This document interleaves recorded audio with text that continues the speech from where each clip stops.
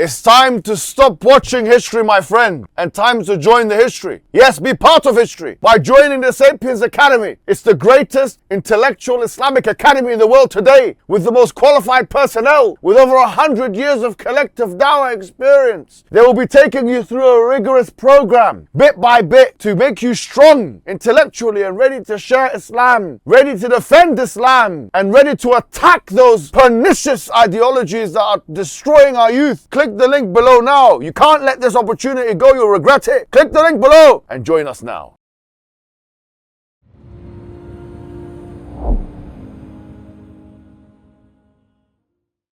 Assalamu alaikum wa rahmatullahi wa barakatuh. How are you guys doing? And welcome to another episode where we're going through this PhD thesis, and we're going through the thesis by chapter. And in fact, the way we're doing it is we're going through each thinker as we go along.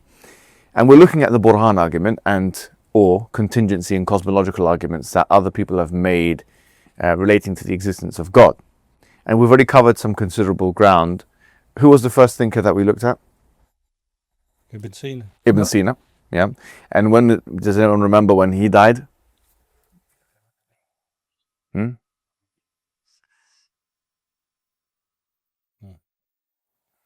11th century. Yeah, that's right. But it's 1037, right? Okay, so the first person we looked at is Ibn Sina, 1037. Okay. The next person we looked at was who? Al-Ghazali. Al-Ghazali. Okay, and when did he die? This is an easy date for anyone to remember.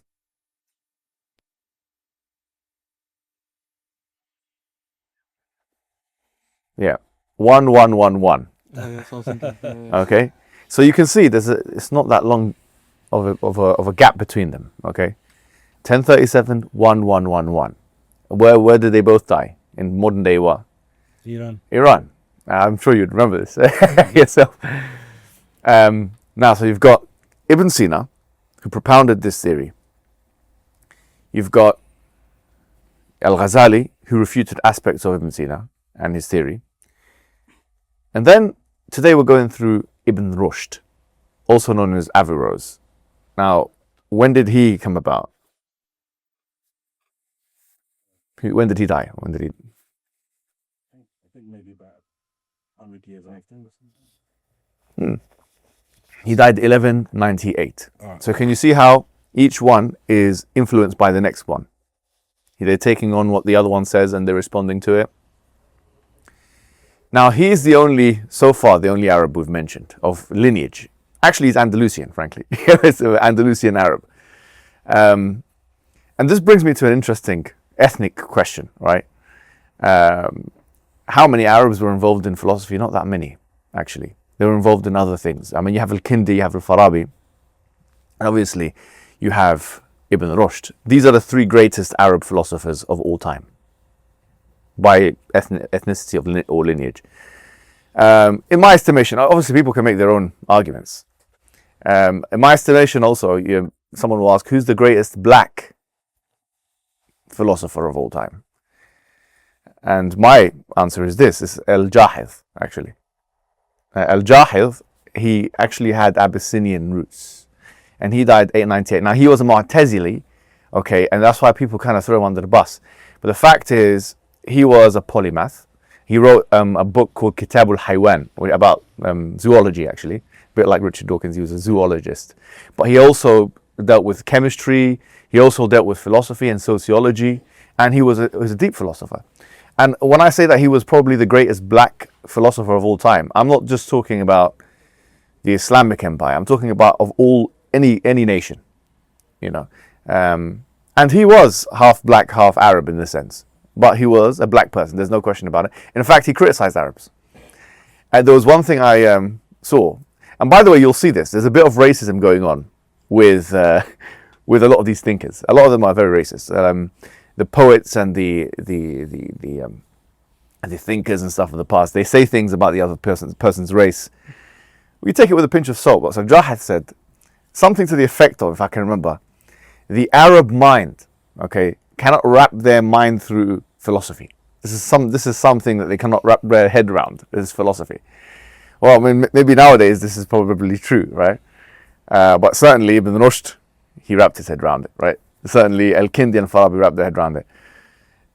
So we have a diverse selection of people, okay, from different backgrounds, who did the philosophy, who were able to do great things for Islam in that sense. Yes, they come from different schools of thought. And there's another person who I would say is important as well that you guys should know. So today we're going through Ibn Rushd, 1198. And then we're going to go through Al-Razi, okay, another Persian. And this field was dominated by Persians, yeah? Just like a lot of the fields were, because they had their own civilization, you know, and so it was easy to do things. There's another one called Nasruddin at-Tusi. Does anyone know who he is? Yes. Is he Ibn Hazm's follower? No, he's actually a Shiite, okay?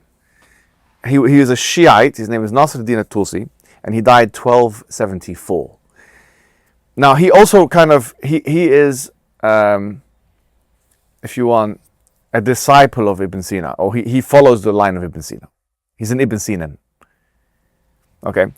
After him, obviously, we have Ibn Taymiyyah, okay? Now, actually, at-Tusi, interestingly, and Aquinas died exactly on the same day. Thomas Aquinas, in Italy, he died 1274. At-Tusi died 1274. So they both died on exactly the same day, on the same year. And then we're going to go through, so we're going to cover a little bit of at-Tusi. I haven't got a whole chapter on him, but because he's important, we're going to cover him in the next session with Al-Razi a little bit, okay? Ibn Taymiyyah, we're going to cover him as well, have a whole chapter on him. And there's a dispute about his lineage. Is he Kurdish or is he Arab? But it seems to me that he's a Kurd, actually. You know, so we have another Kurd with us here. So 1328 is when he died. As you can see, a whole range of different races representing this tradition. But they're all doing something. They're all responding in one way or another to Ibn Sina. Okay. Now, Ibn Sina is considered in Islam, in Sunni Islam, he is considered a non-Muslim. Okay, he's excommunicated. All three major Sunni schools of thought, the Atharis, the Ash'aris, and the Maturidis, consider him to be a disbeliever. We spoke about some of his theological problems. We're not talking about his religion for now. In terms of his influence, he was the most influential one, despite the fact that he was the most deviant, or whatever you want to call it. But there's no question, right, that he was the most influential. Why? Because everyone had to respond to him. Okay, Al-Ghazali is responding to him. Ibn Rushd, in a sense, is responding to him. You know, Ibn Taymiyyah is responding to him. Everyone's Al-Razi is sort of responding to him. Now, they have different ways of responding to him. Some people are way more favorable than others, but the idea is that they all have to go back to him. Okay.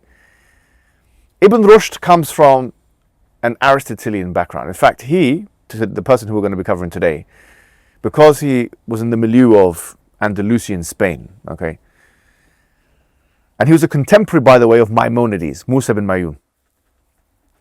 So Ibn Rushd and Maimonides were contemporaries. You know who Musa bin Mayun was? Musa bin Mayun, or Maimonides, he was the greatest Jewish thinker of all time. Yani, no one denies this. So, if you ask any Jew, in terms of philosophy and these kinds of things, they'll mention his name. They call him Moses too, because his first name was Musa.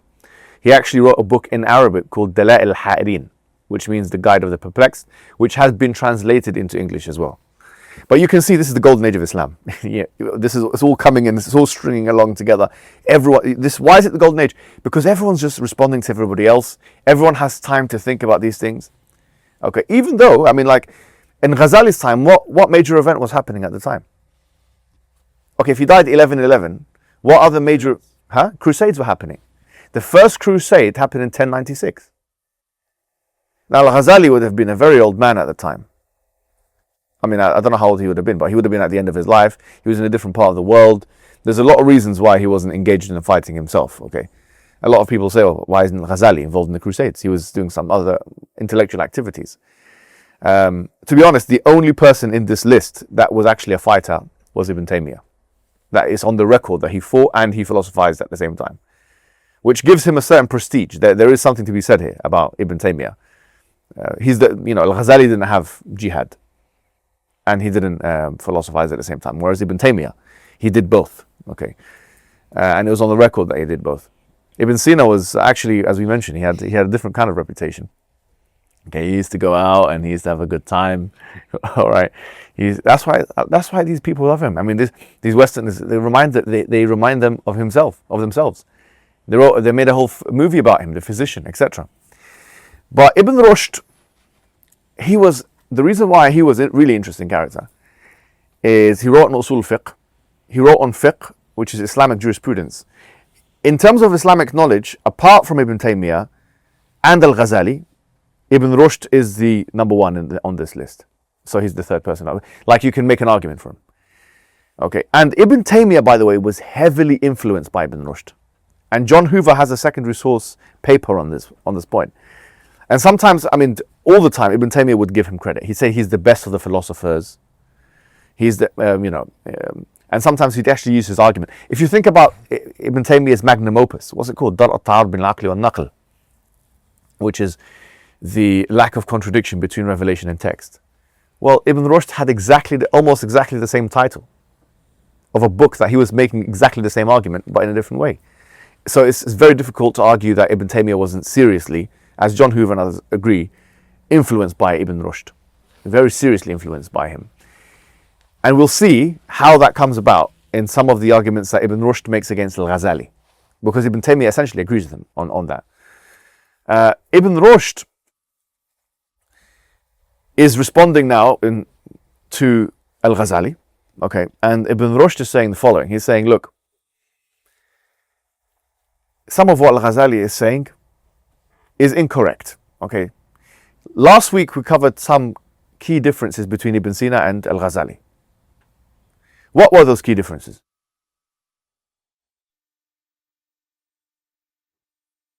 Al-Ghazali was making an argument which required time and infinity. Sure, perfect, all right. Whereas Ibn Sina, his argument doesn't require causality and doesn't require you to justify A or B theory of time. Perfect. Yeah. Okay, that's number one. The second important thing that we spoke about last week relates to infinity itself. The way they argued for an impossibility of infinity. Now, this is a bit of a complicated question, and that's why I'm going to give you guys 2 to 3 minutes to speak to the person next to you, to recap with the person next to you. This is important, because if we don't get this, then we're just kind of going through things that we're not. Recap with the person next to you what the differences are between Al-Ghazali's approach, okay, to negating an infinite regress of things versus Ibn Sina's approach. And I want you to think about how the Hilbert example as a hint, okay? Hilbert's, what's his name? Hotel example, all right? So 2 minutes, and then we'll come back and I'll engage you on this. Look, let's start with Al-Ghazali, all right? Al-Ghazali. What's his argument against an infinite regress, which William Craig uses? How does he prove an infinite regress cannot exist? What's the main point that he's making? Yeah, the main point Ghazali makes is if we go, infinitely into the past, then we'd never be able to, have the present. So for example, okay, so traversability argument. Okay, yeah, go on, keep going. Yep. Yeah, so he mentions that this would basically lead to an absurdity.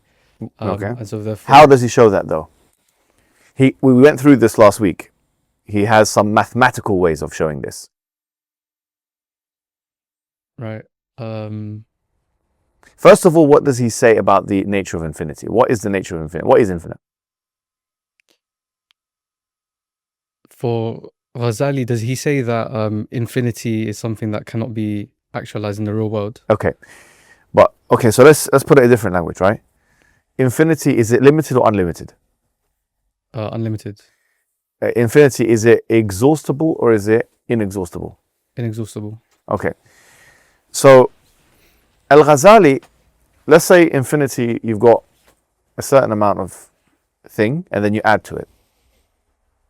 His main argument was that the proposition that time is going forward or that movements are happening, whatever it may be, is akin to saying that you're adding to infinity, which is to say that you're exhausting the inexhaustible. Yeah. Or you're limiting the unlimited.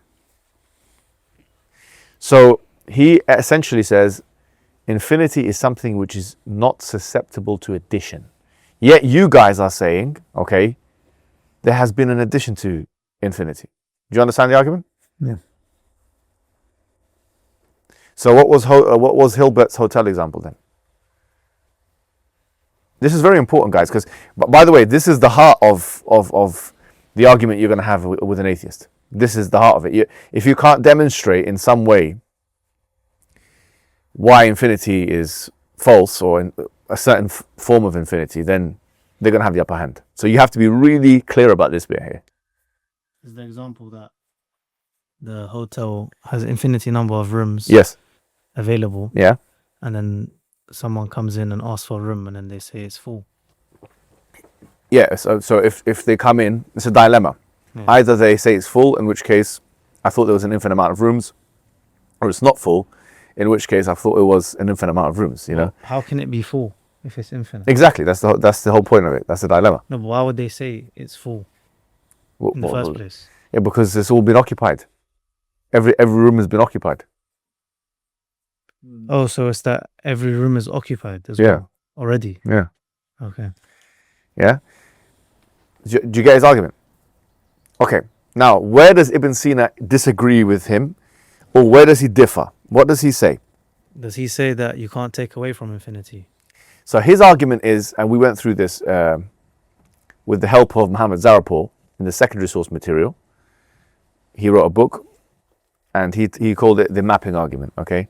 And he said, no, it's not about adding to infinity, but rather it's about taking away from infinity. So you have two sets, and then you have a whole part relationship which is equal. So we said, imagine you've got two sets, set 1, set 2. Set 1 is infinite. Let's assume that me and Sabur have been speaking on WhatsApp for an infinite amount of time. I started the conversation with Assalamu alaikum, okay? Set 2 is the same set, but removing the first word that I said to him. But according to this, both of them should be the same because they're both infinite. So he kind of goes backwards and does it, okay? Whereas Ghazali is talking about adding to it and the preposterous nature of adding to an infinity. Ibn Sina is sort of talking about the preposterous nature of there being a part-whole relationship where the part is equivalent to the whole, because a part is by nature and definition meant to be smaller than the whole. Do you see the difference? Now he has two conditions. Do you remember those conditions? He says this is what Ibn Sina is saying. He says we don't care about we don't mind certain types of infinity. Okay? It's only when these two conditions are put to infinity that infinity becomes incoherent. What are those two conditions? We spoke about them last week. Is one of them order? Yes, that's the first one. The ordering condition. And what's the second condition? It being simultaneous. Beautiful. Okay. So the coexisting condition. They all have to coexist at the same time Explain those. and ordered.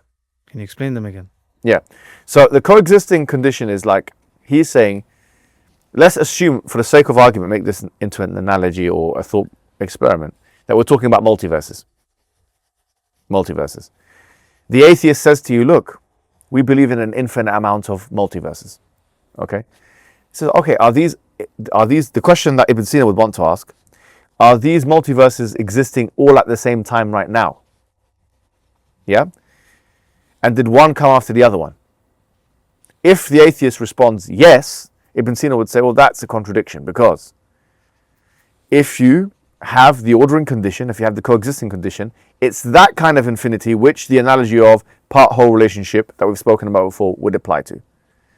What it wouldn't apply to is if the atheist says, no, there was an infinite amount of universes. Some of them are no longer in existence. And some of them are still in existence. Now, I want to read this part out for you because it will help you understand. It's actually from Ibn Rushd. So Ibn Rushd is criticizing Ghazali. And you have to give it to Ibn Rushd. He's no small fish. Because he's not represented in one of the three major schools of Sunni representation, people kind of just hand wave him off. But just look at what he actually says, because he has some significant contributions here. He says the following. So if you remember, Al-Ghazali said that if you have an infinite amount of things, then it would mean that you, for example, if the rotating planets, the planets rotated an odd number of time and an even number of time, and both of them, the odd numbers and the even numbers would be the same, which is incoherent. Ibn Rushd is saying this. He says, this argument that numbered things must be judged as even or uneven, whether exists or not, is only valid so far as it concerns external things or things in the soul that have a beginning or end. For the number which exists only potentially, i.e. which has neither beginning nor end, it cannot truly be said that it's even or uneven, or that it begins or ends. It happens neither in the past or in the future, for what exists potentially falls under the law of non-existence. This is what the philosophers meant when they said what the circular movement of the past and future are non-existent. Okay, so what he's saying is this. Because Al-Ghazali, why is he bringing this argument? Because he's trying to negate the idea of an eternal universe. Ibn Sina believes on what? An eternal universe. Just like a lot of the other guys before him, like Al-Kindi and Farabi, believe in this eternal universe. They were what you refer to as eternalists. So he's saying, look, I'm going to refute you logically, and he's saying that you can't have an eternal universe, because if you had an eternal universe, the revolutions of the planets would be both odd and even at the same time, and both of them are meant to be infinite, which means that you have two sets of infinite which are different. Ibn Rushd is responding and he's saying the following. He's saying to to Al-Ghazali, in his book Incoherence of the Incoherence. Notice, Al-Ghazali's book was called what? Incoherence of the Philosophers. When he says incoherence of the philosophers, by the way, very important point, he's not talking about for all the philosophers. Al-Falasifa was a term that was used to refer to Ibn Sina and his followers. Do you understand his point? He's not talking, when Al-Ghazali is attacking, he's not attacking Aristotle and Plato. Yeah, this is not his intention. Al-Falasifa is an Arabic term, was Arabized term to refer to a specific group of people that had very specific beliefs. Essentially, Al-Ghazali was refuting Ibn Sina. He was not refuting all of the philosophers that ever existed or the idea of philosophy. That's a popular misconception. But all the secondary source material will tell you that's what's happening, okay? So what Ibn Rushd is saying to Al-Ghazali is saying, you got this all wrong. He's saying, you're saying, Al-Ghazali, with your Hilbert example, I mean, obviously that came afterwards, William Craig, but with your even and odd and all that kind of example, right? You're assuming that all of the revolutions of the planets exist at the same time. And you've misunderstood Ibn Sina, who said that infinity is only incoherent when it all exists at the same time. And since the revolutions of the planets don't exist at all time, you can't even bring the argument, okay?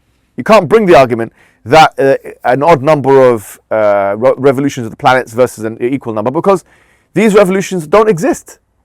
Once the revolution happens, it's done, it's finished. And by the way, this is a very strong counter-argument. Can you see how strong the argument is? Can you see how the problem is here?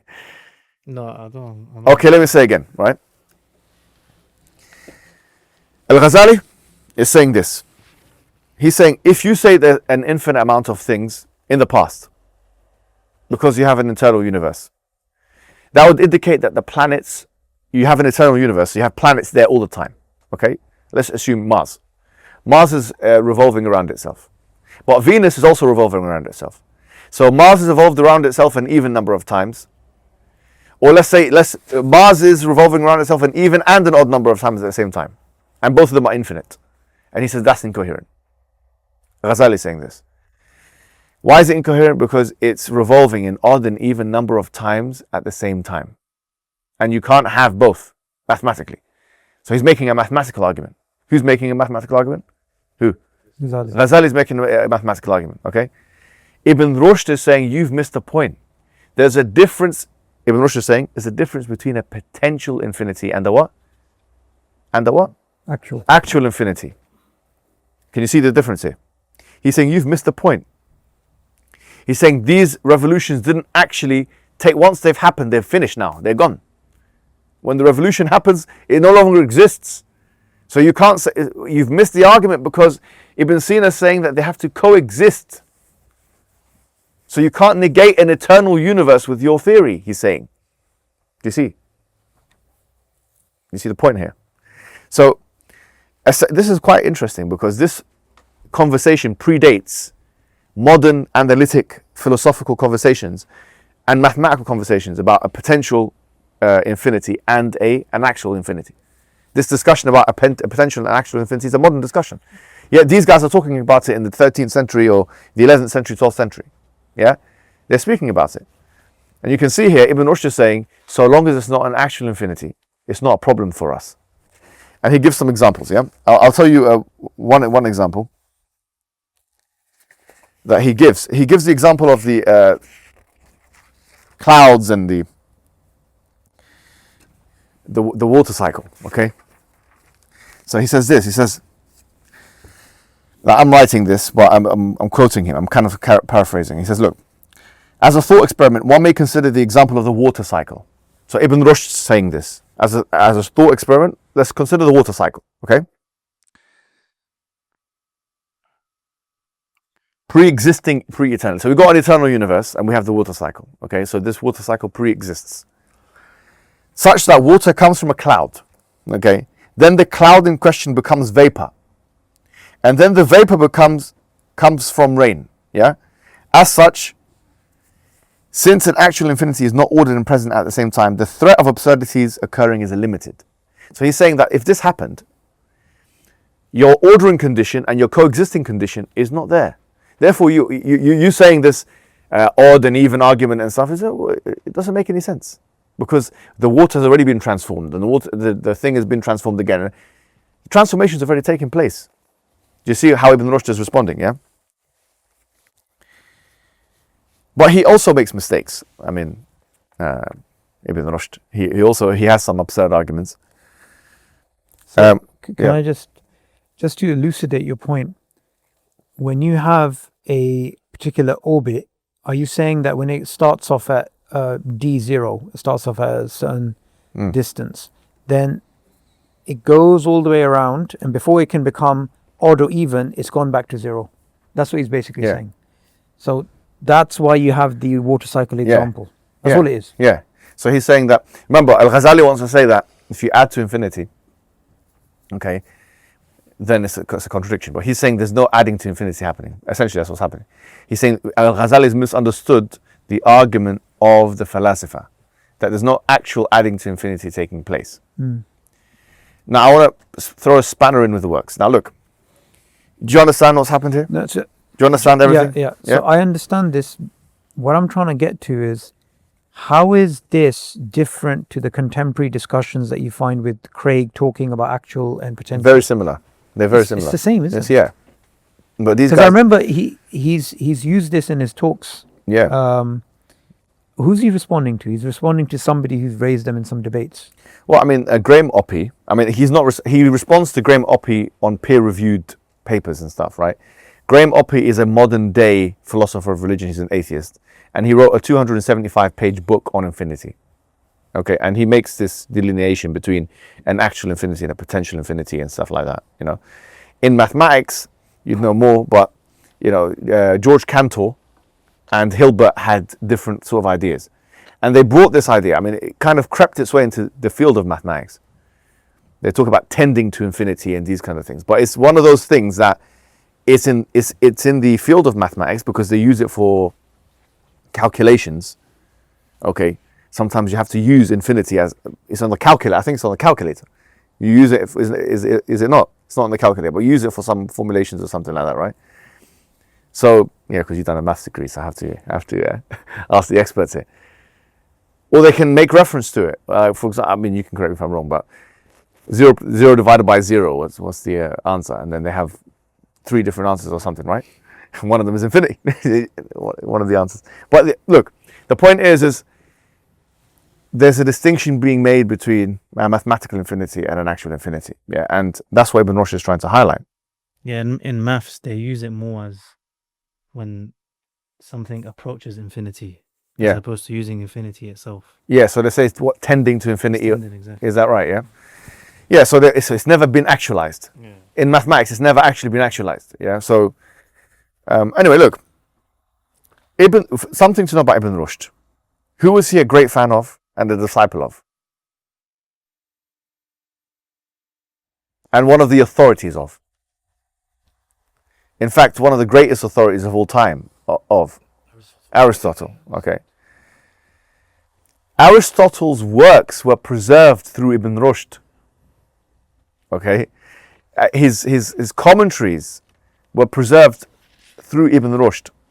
So Aristotle wrote a book called the Metaphysics, and Ibn Rushd had entire commentaries on metaphysics, okay, which were actually written in Latin and were the main point of reference for Western scholars, even in that period of time, okay.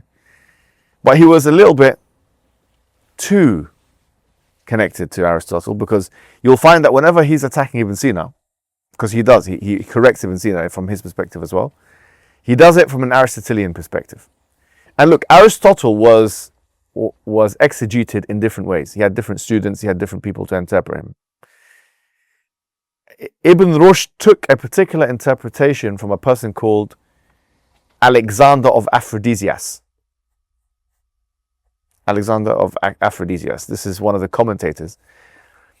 One of the areas where it would seem that Ibn Rushd has a different idea to Ibn Sina relates to the biconditionality of contingency and eternity. We'll come to that in a second, yeah? Is there anything before we continue that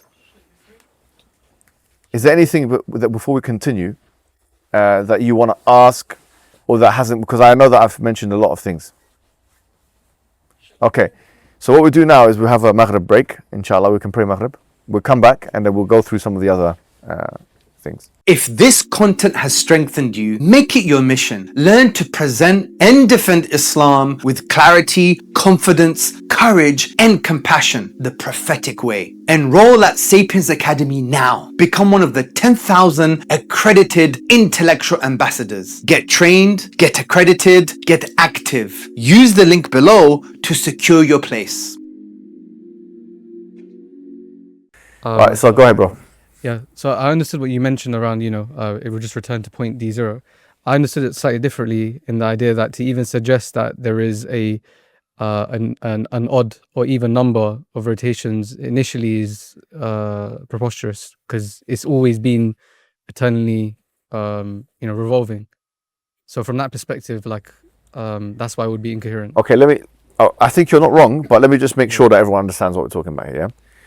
So look, Al-Ghazali, he's trying to prove that infinity does not exist in the real world. Yeah?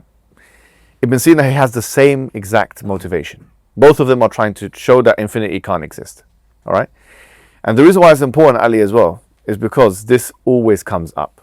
Okay? If you get into higher level discussion with atheists, the idea of an infinite regress is the heart of that debate. Okay? I'm telling you where I stand on this. I think Ibn Sina's got a better approach. I don't think Al-Ghazali's approach is wrong, but I think it can't be used alone, especially for someone who knows the counters. And I'll explain why. Al-Ghazali is trying to repudiate an eternal universe, okay? He says you can't have an eternal universe, because if you have an eternal universe, you imagine a planet in the universe. It keeps revolving. Let's assume that that planet revolves an odd number of time. But can it revolve an odd number of time and an even number of time at the same time? So he says, therefore, you have two sets of infinity within infinity. You have the even set and the odd set, and both of them are infinite, which is absurdity. Therefore, infinity is false in the past. Now, Ibn Rushd is responding, and he's defending Ibn Sina. He's saying this is not what we're talking about, because when the rotation happens, it ceases to exist after that. It doesn't stay in existence, does it? Right. Do you understand? What's the spin you're talking about here? Okay, so imagine you've got a planet. Yeah.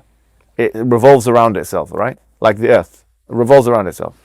Now assume that you believe in an eternal universe. Okay? Eternal universe. Mm-hmm. This planet's always been there, and it's always been spinning. Okay? So has it been spinning an odd number of times, or has it been spinning an even number of times?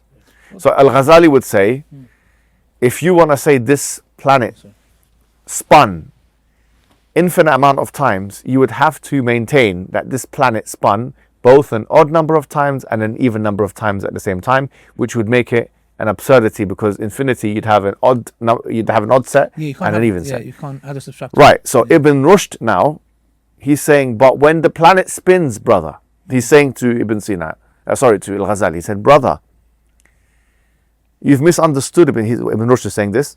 He said, misunderstood Ibn Sina, because when the planet spins, the spinning has stopped now. So when the spinning has finished once, it comes out of existence. There's no more spin. What do you mean? It's come out of existence. Okay, so what I mean is, when you add things together, I'm adding this 1 plus 2 plus 3. Okay, now I've got 3 things together here like this. If I keep adding things together, 4, 5, 6, yeah. Look, I've got things together like this, yeah. Okay. If I keep going like this, and I have an infinite amount of these in the ordered way that I've just done it, everyone agrees you can't have that. You can't have an infinite amount of things like that. Okay. Now, Ibn Sina agrees, Ibn Rushd agrees, Al-Ghazali, everyone agrees you can't have it. Yeah. Why? I'll tell you why in a second, yeah? But everyone agrees of that. But here he's saying the similitude of the planet spinning is not the same as putting these things together like this. Because when the planet spins, you're not now adding a new thing to a thing. When the planet spins, it's come out of the spin, it's come out of existence. Once it completes its cycle, that's what you mean? Yeah.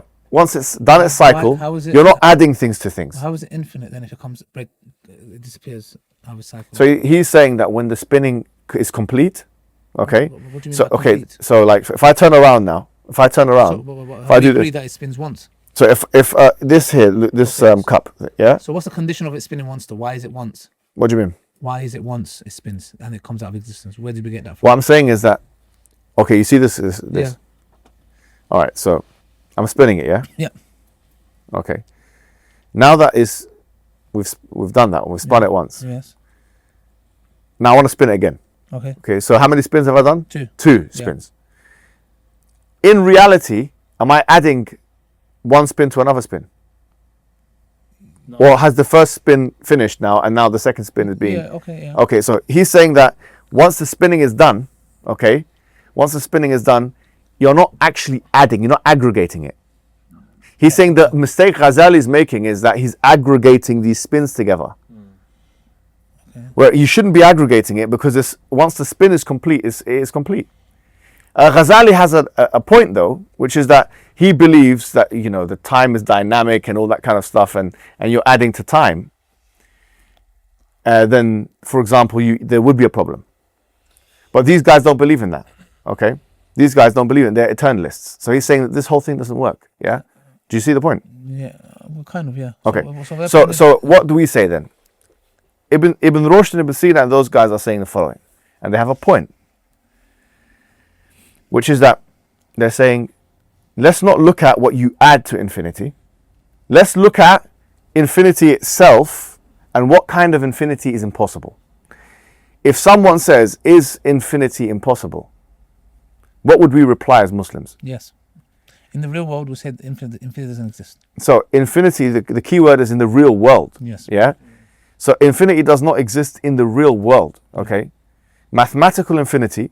Ibn Rushd is saying, you, Al-Ghazali, are making a case for mathematical infinity. Yeah, potential infinity. Potential infinity. Yeah. Perfect. Yeah? So what he's saying is, you are making a case for potential infinity, but an actual infinity is what can't exist. Yeah, okay. Yeah. Okay? Why can't an actual infinity exist? Because if you have, in your examples I used to give in universities, an infinite amount of biryanis, and you take 5 biryanis away from there, so you have 2 sets, biryani set 1 and biryani set 2. One set, Brother Samad has eaten 5 of them already, or 6 or whatever. But then you're meant to have infinite in both sets now. Yeah. So he's doing it through subtraction. The other one is doing it through addition. Yeah, you can't add or take away from it. That's the point. You can't add or take away from infinity. Yeah. From infinity. But what Al-Ghazali is essentially saying is, so what Ibn Rushd is saying is that you're not actually adding. Do you see? Yeah, you're not actually adding with the revolutions of the... No, true, but yeah. The revolutions of the planet is separate to us.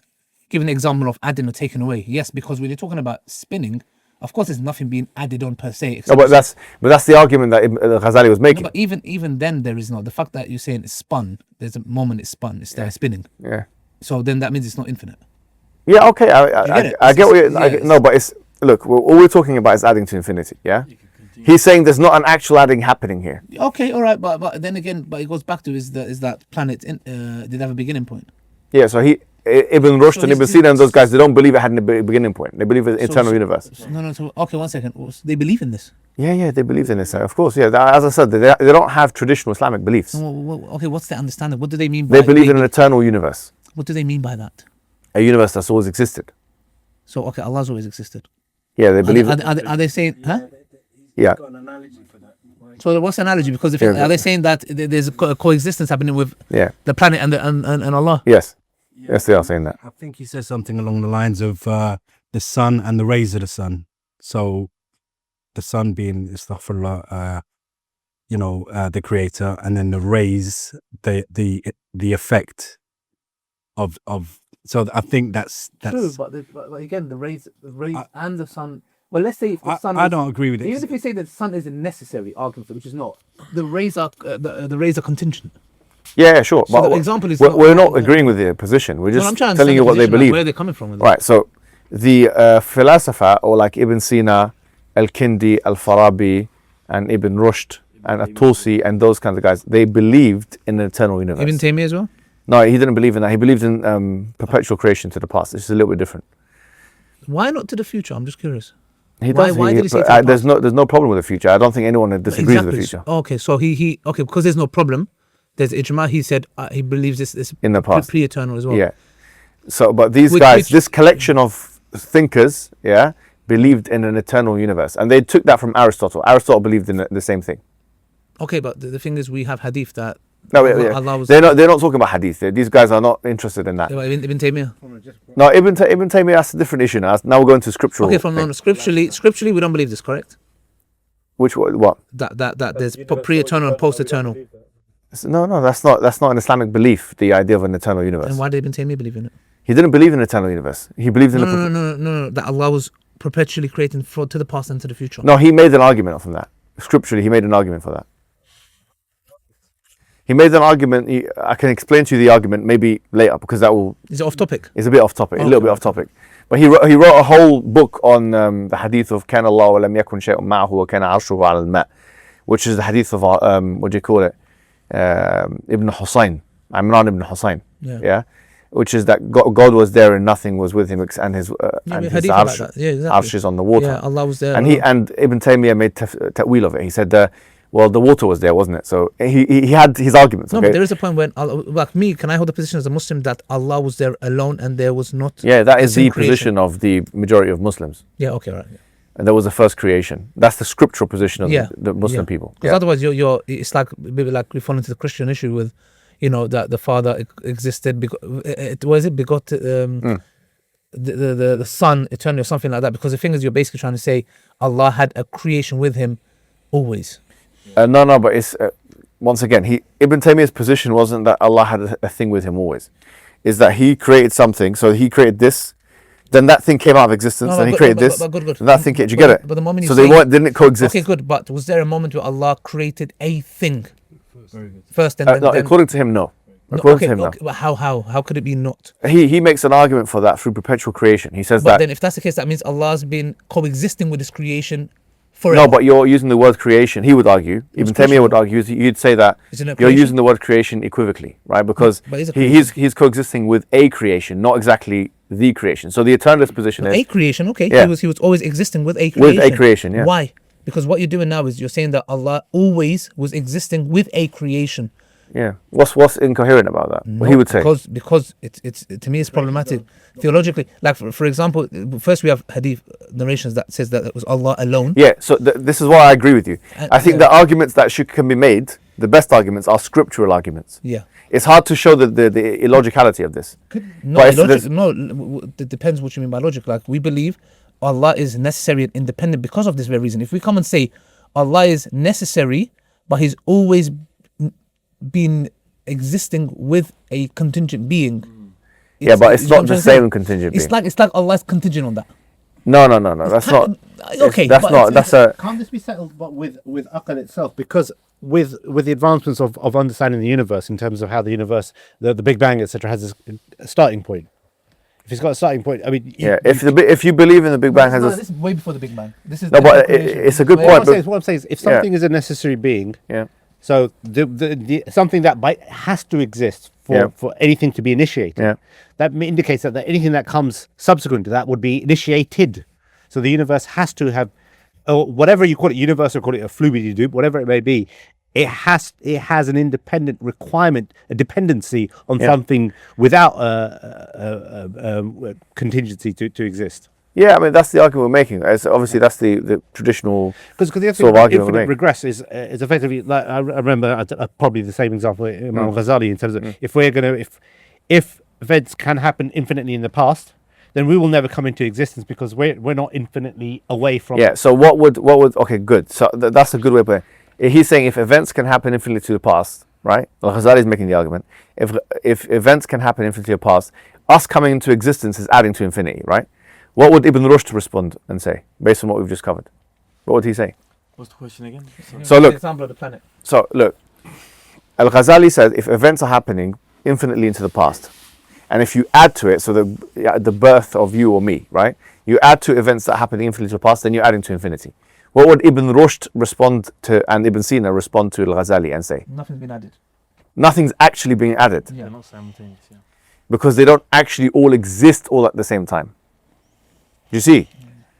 The thing is, he's mapping something conceptual to something tangible, which is, I mean, I don't see, I'm not able to conceptualize this because something that's just tangible, for example, what you put down there, that's a tangible thing, whereas events, continuum and all this doesn't necessarily fit into the same kind of thing. Well, either or. So you can say that if we're talking about movement, if we're talking about time, or if we're talking about physical, let's say universes for the sake of argument, right?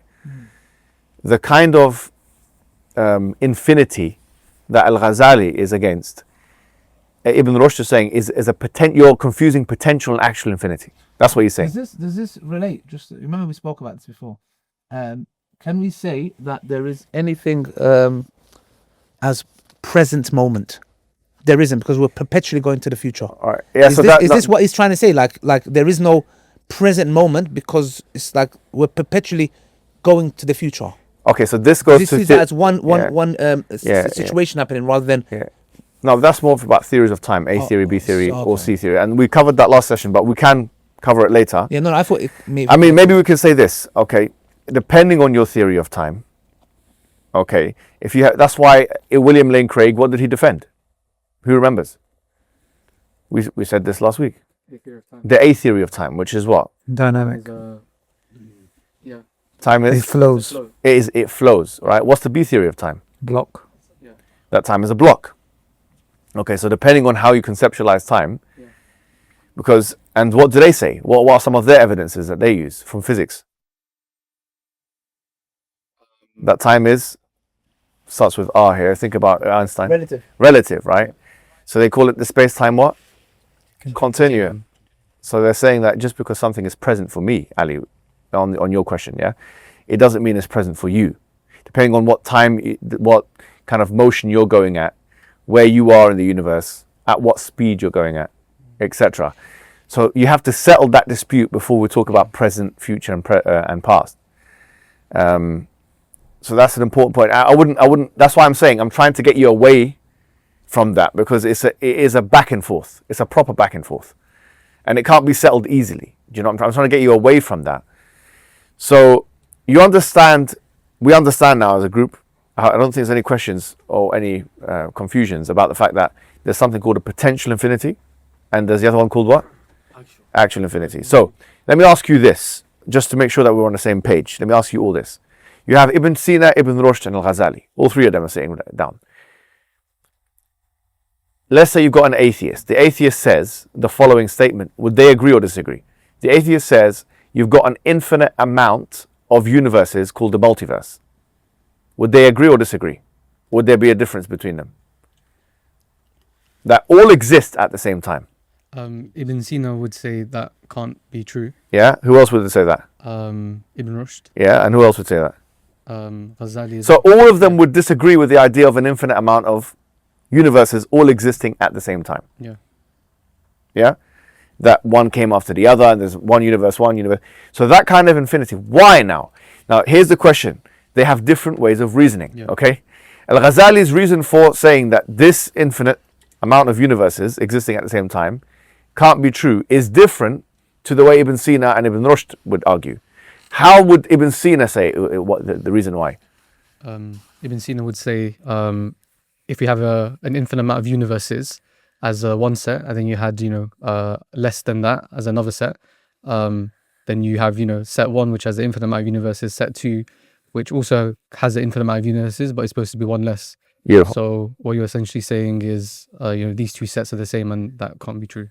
Yeah, because the part is lesser than, it's supposed to be lesser than the whole, but in this case it would be equal to. Yeah, so that's an absurdity, it's a contradiction. Because the point is this: when you argue with an atheist about infinite regress, what you have to demonstrate, if you want to show them that an infinite regress of actual universes or whatever it may be can't exist, you have to demonstrate the contradiction in that. Okay? If you want to say something is wrong, you have to demonstrate the contradiction. If we say the Trinity is wrong, say why? Because the Father is meant to be God, the Son is meant to be God, the Holy Spirit is meant to be God, but they're not 3 gods, but 1 God.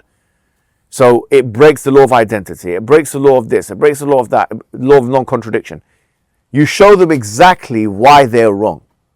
If you're saying that's wrong, and that's it, and you can't demonstrate it, then you haven't fulfilled the object. Yeah?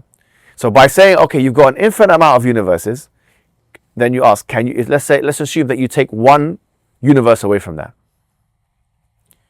Is series 1 the same as series 2? Both infinite?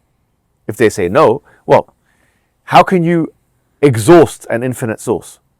How can you dent infinity? By taking something away from it. So I meant to be infinite. How can you dent it? How can you dent infinity? So he argues in an almost opposite fashion as Ghazali, because Ghazali is saying that how can you add to infinity? And Al-Ghazali is making this point, but Ibn Rushd and those guys are saying, then infinity wasn't actually all there to be added to. But if the person says there's an infinite amount of universes, or an infinite amount of time into the past, by the way, that exists all at the same time, then you can ask, how can you add to it? But the ordering condition must be there, and the coexisting condition must be there. So the kind of infinity, in a nutshell, which we can demonstrate the absurdity of, according to all the Islamic thinkers and Islamicate thinkers, is the infinity, an actual infinity that all exists at the same time. Does that make sense? With an ordering condition and a coexisting condition. We're not saying all infinities are wrong. Okay, we're saying only the infinities which are what? Ordered and coexisting with each other. You see? Can I? Yes. Sorry, he had a question first. Can we give an analogy or an example, a hypothetical scenario of an infinity coexisting at the same time? All of them. What example? An infinite amount of universes. One thing that I can think of is the past, present, and the future coming at the same time. That's an impossibility. Infinite number of... That wouldn't make sense. Yeah, okay, so a B theorist would argue that maybe a past for you would be different from the past for me. And the present for me will be the past for you. Exactly, yeah. Right, because remember, time is distance divided by speed. Mm-hmm. Okay. Actually, even that's not possible. Would that be possible? Not really. No, it could be. I mean, they can make an argument that the future for me is different to the present for you. They can make an argument that I'm traveling at a different speed. Yeah. So then how would they prove that? Like I said, all they have to show is that it's coherent. They don't have to show that, like for example, have you watched that film Interstellar? We mentioned it before. Yeah. Someone comes back and his kid is older than he is. Okay, so most physicists actually say this is a possible thing. Yeah. Okay, but anyway, putting that to the side for now, you understand what kind of infinity, okay, we can disprove comfortably, and which ones would have questions. Do you have a question before I ask this question? Yeah, so as a reminder, the rebuttal about God and God's knowledge, it's worth going over that again. I was about to say that, wallahi. So let me ask you this, Ali Dawa. Yeah, you're in the park. You're in the park. Let's do a bit of a role play for the people, right? Because that's the only way to wake this man up. Yeah, I know him. He's gonna go on his phone. He's got ADHD. Yeah, he's just like me. I'm slowly recovering. Yeah. But the only way to engage him, you got to excite him. Yeah, that's right. He knows me very well, actually. So let me ask you this then. I don't go into too much details. So let's assume I'm an atheist. Yeah. No. It's easy to excite you. Let me ask you this. Do you believe in an infinite regress? It's possible? No. Okay. How? Why not? Just an example of if there was infinite regress of dependent things, we will never have the beginning of the universe. Okay. Or but what if they don't all exist at the same time? What do you mean by they don't all exist at the same time? So you don't have an infinite regress of things that there was one thing and one thing, one thing. One of those things came out of existence. Another thing is there. Another thing came out of existence. That kind of infinite regress. Do you have a problem with that one? Well, I'll be honest with you. I'll just go back to what do you mean by that? Like, there's so the reason why I brought this to your attention is because you want to say the type of infinity that we can show the absurdity of is an infinity which is ordered and exists at the same time. Okay? Why does it have to be ordered? Well, because look, one and then the second and the third and the fourth and the fifth, right? So you have a collection of things which are there simultaneously and they're separate from one another. Yeah. The ordering means that they're separate from one another now. Okay. They're distinct. Yeah. Okay. So if they're distinct and separate and they're all there at the same time, that's the universe. That's the infinity that we're against. So what you want to say is, okay, if the infinite amount of universes all exist at the same time, that's the kind of infinite regress that we would be against. Yeah. Because let me ask you this: let's assume that you just say, I believe in infinity cannot exist in the real world. Yeah. Like that, just like that.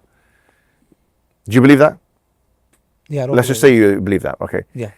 Do you believe in God as a Muslim? Yeah. Okay. And do you believe that He's knowledgeable? Yeah. Do you believe that He's infinitely knowledgeable? Yeah. So you believe that infinity exists in the real world? No, how? Because it exists in the knowledge of God. Yeah, but how is the knowledge of God dependent? I didn't say anything about dependence. I didn't say anything about dependence, did I? Yeah, but you said infinity can't exist. I said the real world, our world, within our universe. But I'm asking you this. You said that infinity can't exist in the real world. Yes. Then you said God is real, and then you said He's got infinite knowledge, which is a contradiction, isn't it? No, but we're talking about outside the universe. Why? Oh, so you made special pleading fallacy. Why is it special pleading? Because you're making an exception for your God. No, we're saying that there are dependent things within our universe. God is outside the universe. It's a barbarian way of thinking, isn't it? You're a coward.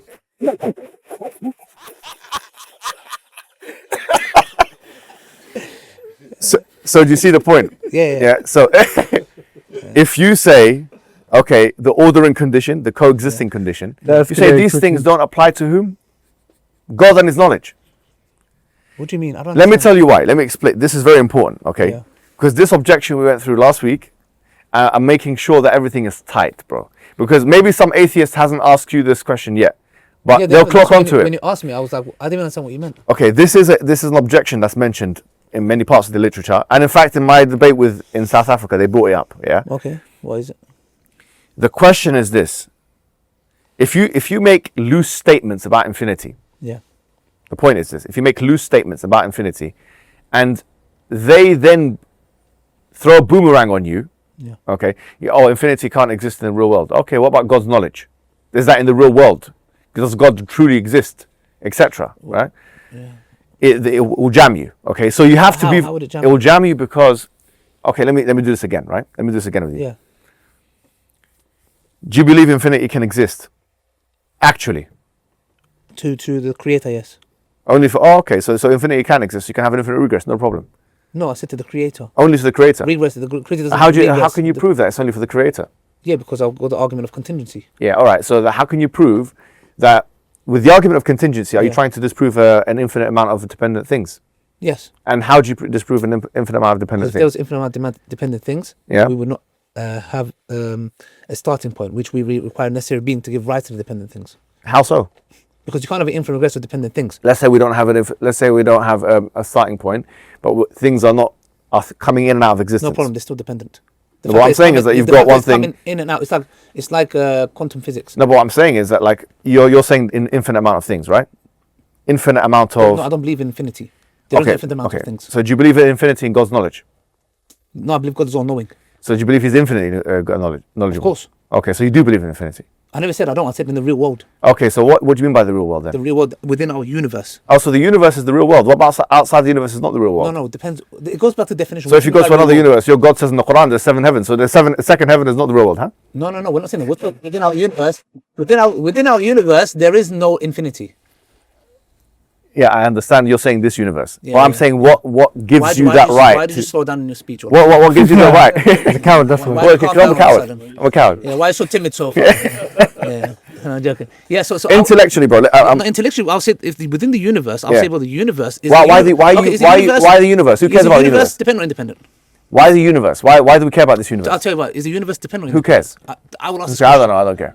I'm saying you're talking about infinity. What is that? No. I don't care. If this universe is not the only area of assessment. Okay, no problem. Right? I want to talk about. You can have this universe. You can have an outside universe. You can have a third or fourth universe. Let's talk about this universe. Why? Because I want to. No. Why are you afraid to talk about it? We're talking about infinity in a broad sense. You said the real world. Dependent or independent? Is the real world and the universe the same thing? What do you mean? No. Answer my question. Is the real world and the universe the same thing? What's our definition of real world? Is your definition of the real world the universe? My definition of the real world, yes. Yeah. Is dependent things within our universe. I believe the universe is dependent. Oh, so your definition of the real world is the universe? Yes, and the universe is dependent. Okay, prove that. Prove that. What do you mean prove that the only thing in the real world is the universe? No. I'm talking about prove it. Our known universe. No, I want you to prove it. Yes, the universe is dependent. How? Prove it. No, prove that the only thing in the real world is the universe. Prove that, please. Say again? Prove that you said the real world and the universe are basically the same thing, No, right? I'm talking about the real world that I know of is the universe. I mean the real world and the universe you said are the same thing, okay? No, I said the real world. No, you said the universe and the real world. I talk about Sure. So prove that the real world is the universe. Okay, within our realm, I know the universe. How do you prove that? I don't know outside the universe. How do you prove that the universe is the real world? No, I'm saying that is the real world that I know of. Okay, so what you know of is the truth. So you're confusing epistemology and ontology. No, I'm just asking a simple question. No, I'm asking you a question, which is that this universe is the real world or not? You run away. Is the universe the real world? Run away. How am I running away? It's a simple question. Is the universe dependent or independent? No, that's got nothing to do with anything. There you go. We're talking about infinity. No, you're a coward. Okay, look. That's what I'll have to do, right? There's nothing else I can do. No, I know. No, but what you could do, what you could do is do. Okay, go on. Listen to what I'm saying carefully, right? Okay. If someone asks you about infinity, you have to be careful about the response, okay? Because if you make a loose statement, they will use it against you in the attributes of God. So how should I word it then? So the way I think tell me how should I word it and how they would catch me out. If you make a loose statement about infinity, such as that the infinity cannot exist, or there's infinity is impossible, okay? Yeah, I always make that statement though. Yeah, but I'm saying that how they catch me. So let me explain again, right? Yeah. If you make a loose statement about infinity, okay, they'll say, if you make a generalized loose statement about infinity, they'll take your loose statement and your generalized loose statement and they'll apply it to the attributes of God. They'll say, okay, if you're saying that God is all-knowing, He's infinitely knowing, He's infinitely powerful, etc. Mm-hmm. So then, in that case, you'd have to apply a special pleading fallacy to allow God to be exempt from what you're talking about. Yeah, but we do that. When it comes to creation, like you're doing that, but I'm telling you not to do that. I'm telling you there's a better way of doing it. Okay, look, this is the better way of doing it, right? When we're speaking about infinity, as we're just thrashing out what these different thinkers and stuff are talking about, right? The better way of doing it is this. The better way of doing it is saying the kind of infinity that we are saying is absurd and contradictory is the kind of infinity which is ordered and coexisting. Okay, ordered and coexisting. Okay. Why? If you think about it, you can make a spatio-temporal argument about it because it will occupy an infinite amount of space, and we'll go back to Hilbert's example and all that kind of thing, and you can actually show why that's absurd. But that all doesn't apply to God. Those spatio-temporal dimensions and those quantitative aspects don't apply to God. Yeah. So then you can make a distinction, an intellectual distinction, without committing a fallacy.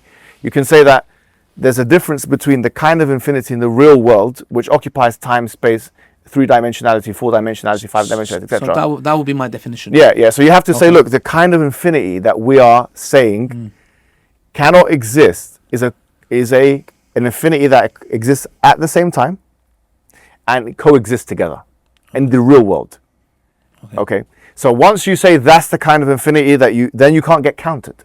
Okay, what's my definition of the real world again? Time, space? No, what it wouldn't be is what you said. What you said was it's the universe. Because so how would I say it? So the definition of the real world is what? It's anything extra-mental.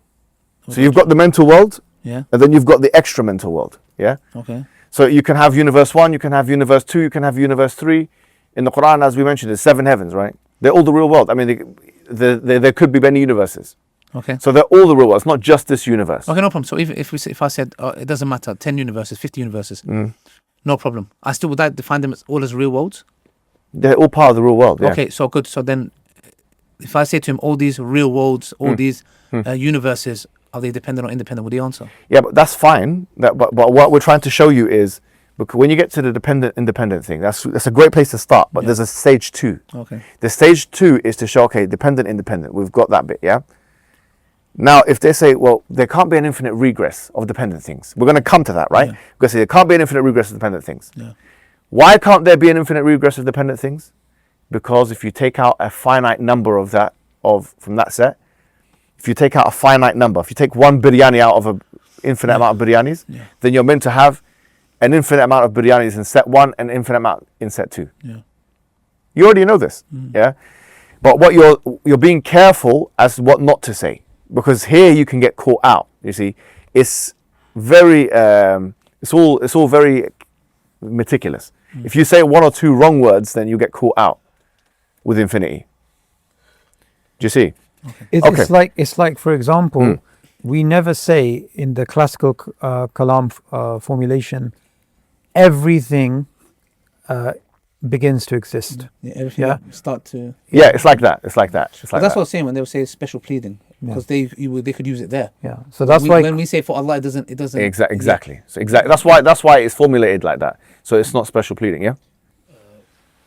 So to summarize it, we can say that essentially the problem with infinity in the real world is that infinity and contingency in a eternal way cannot go together.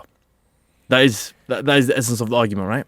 So there can't be a contingent number of things that are eternal and infinite, because none of them need to exist in the first place, and they all depend on external factors or elements or causes for their beginning, their continuation. Sure, but if you just use the word coexist, if you throw in the word coexist, you're fine. So there can't be. What you said is perfect. If you just throw in the word coexist, you'll save yourself. Do you see what I mean? Because if they don't coexist, then there's not an actual infinity going on. Do you see? Well, I don't really understand this argument. Isn't it? No, because he's. Okay, I don't look. really understand. Okay, look. You know If infinity, look. If I'm waving my hand like this, up and down, right? How many times have I waved it? 2. Right. Okay, 2, right?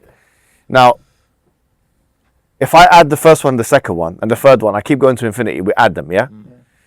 However, really, is this something that you can add? No. It's stopped existing. Yeah, it's not. Like, for example, this. Let me give you this, right? Like Ibn Taymiyyah, the reason why his thing is not that illogical is because of the following. If God created universe 1, and he destroyed it. So does universe 1 exist anymore? No. Okay. Now he creates universe 2.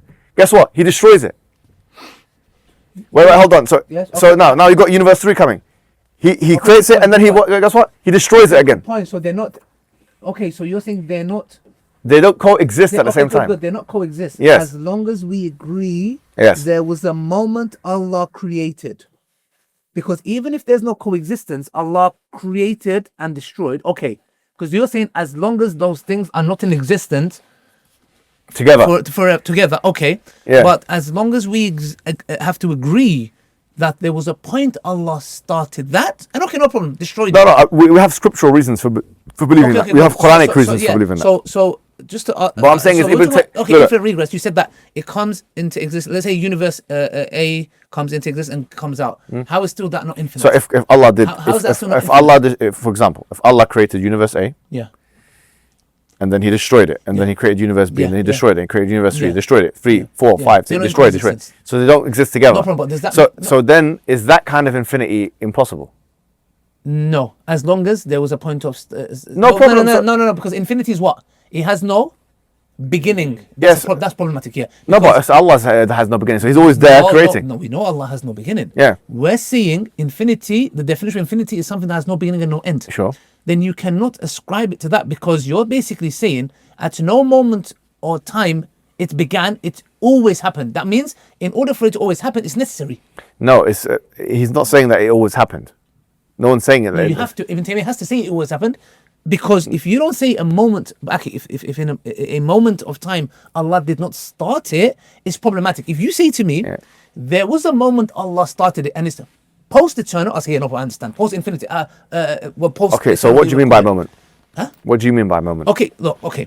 If we don't say there was a moment Allah created it and destroyed it, that's problematic, because what you're saying is, it's as if you're saying that thing is necessary. It's not dependent.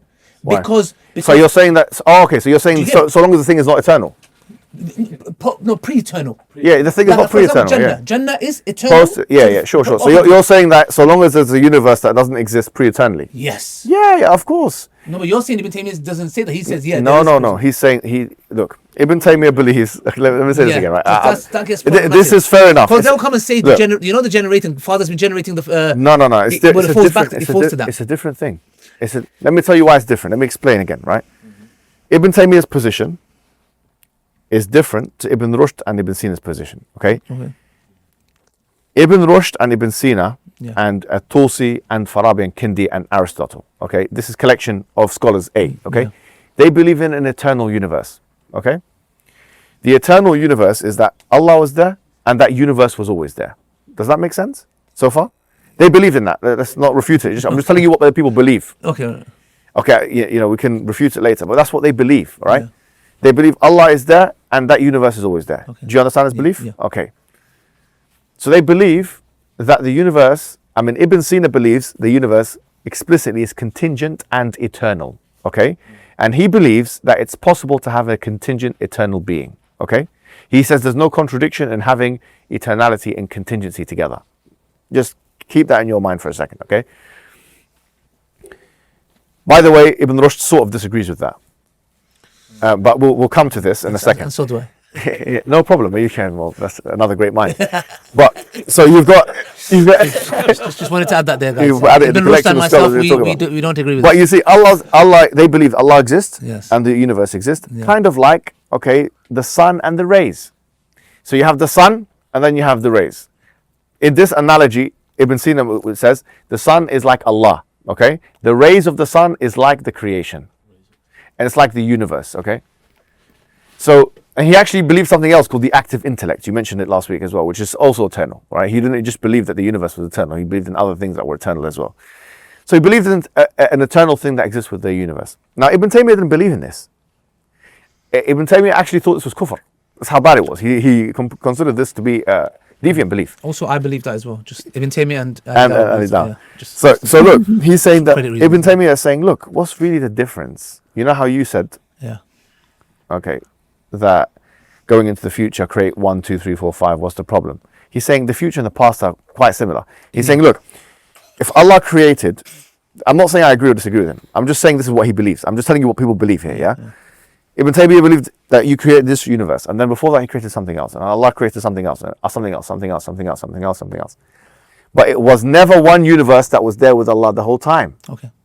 You see the difference? Yeah. He believes these things have been destroyed. Yeah, okay, that's fine. You see? Yeah. So you have universe A, B, C, D, E, F, G. Yeah. These things don't exist together. Yeah. And some of those things have been destroyed. Okay, so one party believes in coexistence. Yeah. The other one party believes in eternal coexistence, and one believes in perpetual creation into the past. Say that again? Perpetual creation. Perpetual creation to the past. Yes, always created. Not at one time. Perfect. Okay, good. Now can we just get that back to infinite regress? Because we don't want to get into the whole. So the point I'm making to you is that Ibn Taymiyyah intellectually doesn't see a problem in that kind of infinity either.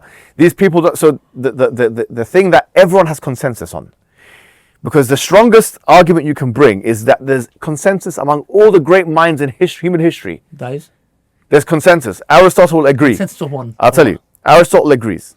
Plato agrees. Ibn Sina agrees. Ibn Rushd agrees. Al-Ghazali agrees. Continue. Everyone agrees up until Leibniz, up until everybody, right? Yeah. Until the atheists come out, they rear their head in the modern times. Everyone agrees that the kind of infinity which is absurd and impossible is an infinite number of causes or an infinite number of things which are ordered and exist at the same time. That infinity can't exist. That creates paradoxes. Even Graham Oppy, the great atheist that William Craig said that about him, he was the greatest atheist thinker of religion of all time, of our times, yeah? He said it's the greatest one, it's the greatest mind. He even admits in his book on infinity that if you're talking about the real world, it creates paradoxes. Even he says that. So everyone agrees, even the fair-minded atheist, this type of infinity cannot exist. Do you see? Okay. There's a few like rogue figures here and there, shad figures. Some guy will come out and write something and say in defense of the infinity of coexistence. He's nothing. He's nobody. He won't be able to prove it. But what I'm trying to show you is, when you argue infinity, it's better to argue conservatively than to argue in a way that can lead you to a counter. And the way that you won't be able to be countered is if you just throw in the word what? Coexist. Coexist. An infinite amount of universes cannot coexist at the same time. You throw in the word coexist, you're safe. Okay. Just one little word will keep you safe. They can't do nothing back. Yeah, but don't you think that I'm just genuinely trying to understand? I'm not just trying to talk for the sake of it, but again, the other one is problematic as well. I'm trying to understand the one that you said that is not coexisting. How is that? Say that again, sorry. A new one. Why? So you have to explain where the contradiction is. He would say, "Where's the contradiction? Where is it?" Not contradiction. Is there a first creation? That's the very. He doesn't believe there is. He believes that God is continually creating since the past. One second. So if I'm speaking to an atheist, if he says, okay, infinite regress of dependent things not coexisting, so he will say what they can. So let's say, what would the atheist argument be? There is a infinite regress of what would he say? Like a thing that's not coexisting? Is that what he would? How would he word it? I don't know how he would word it. No, how would he word it? Because you said the other one is they can make an argument. I don't know how he would word it. No, but you said not to be caught out. What is the other argument? So no, if you say infinite, just say if infinity cannot exist, something like this. Okay, good. So what would he say? You're almost there, because you said something right, which is infinity cannot exist in the real world. You had problems defining what the real world is, and your definitions were incorrect, which has now been, alhamdulillah, resolved. Which is, it's not the universe, it can be more than the universe, right? Okay, So we've cleaned that bit up. There's another bit which is, so we've cleaned up the real world bit. Yeah. Now, just to save yourself the hassle from a high tier opponent who can come and say, listen, prove the contrary. He's going to ask you to prove the contradiction. If you put the word coexist, it's easy to prove the contradiction, because then you can just bring your biryani example. You say, look, imagine an infinite amount of biryanis, and then infinite amount of biryanis number 2. This is what you say, Ali Dawa style, right? Imagine you have set A, set B, yeah? Set A, set B. You have infinite amount of biryanis. And then you have another set where infinite amount of biryanis, but one person, you ate one biryani. Are they the same? No. So if you say they're not the same, but they're both meant to be infinite. Yeah, so if they are the same, they're infinite, even though you've detracted one, so that creates a contradiction. So you're using subtraction rather than addition. Do you see? Yeah. Okay. Do you see? If they say you can have a multiverse of an infinite amount, you can even use addition with no problem as well. Because what the brother was mentioning here, that you're taking away from the whole. That's why. Because infinity is meant to be inexhaustible. So if you take away from it, it's not meant to dent it. You can't take or add from infinity. Yeah, you can't even take away from it. So I'm saying just say that you can't take away from infinity. Okay, if I don't say coexistence, how will what argument will he bring forth to get me in trouble? I'm trying to understand that. So the arguments that he can bring, which I don't think has happened to you yet, so it's good that we're covering it. I want to know, what would it be? He'll bring arguments relating to the attributes of God. If he's clever, he'll say, look, do you believe God is knowledgeable? Do you believe God is infinitely knowledgeable? Do you believe God is real? Therefore, you said infinity cannot exist in the real world, but you believe it exists in the knowledge of God. And therefore, you've contradicted yourself. And he said, but it's an exception because God is necessary and the universe is contingent. Then it's special pleading fallacy. You fall into a fallacy. So instead of falling into a fallacy, we're creating an argument so that you don't get caught out. Do you see? So is that the only example he will give? Because you said you said he would say that's the main objection. Infinite regress of dependent things. He said as long as it's not coexisting, but it's being that's the main objection. Argument's sake, like it's been created and destroyed. Can he use that against? No, he won't. This is the strongest argument. He'll come with this. So I've misunderstood. Okay, so he will. So it's special pleading. Yeah. But the thing is, it's like when we come and if they come and say to us, well, who created Allah? When we say that, they don't say no, special but pleading. Like he said, we say everything that begins to exist has a cause, right? Okay, it's like you're saying everything that begins to exist is good as me saying coexists. When you do that, they can't catch. Yes, exactly. Is that what you mean? Exactly. Okay. Perfect. I understand. So when you throw in coexist, you save yourself from the counter. Okay, I see what I mean. Okay. I see. So just like if I were to make the cosmological argument, say everything that exists has a cause, the atheist is going to say what? Yeah. What's the atheist going to say? Yeah, the creator. What's the atheist going to say? If I say everything that exists has a cause, Allah exists. so your God, does he exist? Yes, therefore he has a cause. Okay, I see what I mean. I He misunderstood. caught you out. Okay. So, but if you had just put began to exist, then you say you didn't listen to what I said. You have that power now. Okay. So you didn't listen to what I said. I said everything that began to exist had a cause. Now I understand. Likewise, if you say everything that's infinite in the real world is absurd and contradictory. Yeah. Okay, so is God's knowledge infinite? Yes. Is it real? Yes. Therefore, it's absurd and contradictory. You've caught you out there, hasn't he? So in order to stop the catching out, what we're doing is throwing a word coexist. The word coexist. You might even not even use the word ordered. A multiverse that coexists. You'll save yourself from the counter. Because why is it absurd? Because if it's meant to be a physical thing that is infinite and you remove a certain amount from it, then the infinity is meant to both exist and not exist at the same time, which is a contradiction. You can easily show that the part is the same as the whole, which is a contradiction because a part is meant to be different to the whole. It's part-whole similarity. Yes. Has this discussion helped people on yeah. Can you use semantics as well? Like, so you're being asked about God's knowledge being infinite or not. So I can say, no, I don't believe in infinity, but he's not limited in knowledge because I believe in a potential future infinity. Is that another way of getting out of it? No, I don't think so. I think it's not clean. It's not clean enough. Like William Craig, when he was asked about this question, because he was asked one time, not in a debate, but he was asked in a Q&A. Okay, and he's recorded this. He's got a website called Reasonable Faith. They put all of his stuff that he says, and he was asked this question about infinite, God's knowledge, infinite, etc. And do you know how he responded? He said that there's a difference between a quantitative and a qualitative infinity. Okay, which is fine, but if you push him and say, what do you mean by that? Now this is the question. It's too vague. You have to give, because remember he's using Ghazali analysis. What he's saying is a bit too vague. Someone can push him and say, what do you mean by that? Okay, so we're explaining now what we mean by that. Coexisting, ordering, existing at the same time, multiverse existing at the same time, why that's contradictory, etc. Yeah. So everyone's happy with the infinity. I don't mind spending time on infinity because it's the most important topic. One more question since I have the mic. Can he not say you believe that your God has an infinite number of knowledge, power, life, and he creates in an infinite way where, for example, certain entities live until forever, basically? Yeah, but the creating is that not simultaneous? The issue with creating in the future is that it hasn't actualized yet. So the objection doesn't apply. Sorry, let's go back to the power. Let's suffice for the argument of power, knowledge, and his life. Yeah, but the power of God is not is the capability of God. So it's the problem with knowledge, which because they say this, what is knowledge? This doesn't really apply. They don't use it with power and all these other qualities. The reason why they use it with knowledge is the following reason. What is al-ilm? Al-ilm is idrak al-ma'lumat. That's what idrak al-ma'lumat, which is the definition of al-ilm. Idrak al-ma'lumat is knowing information. Okay, knowing things. Contingent things. Knowing things. Not even contingent. It's idrak al-ma'lum, knowing things, okay? So if God knows this, and he knows that this pen exists, and he knows this, and then he knows this, and there's an infinite amount of instantiations of God's knowledge, then they're trying to make a sort of quantitative argument, you see?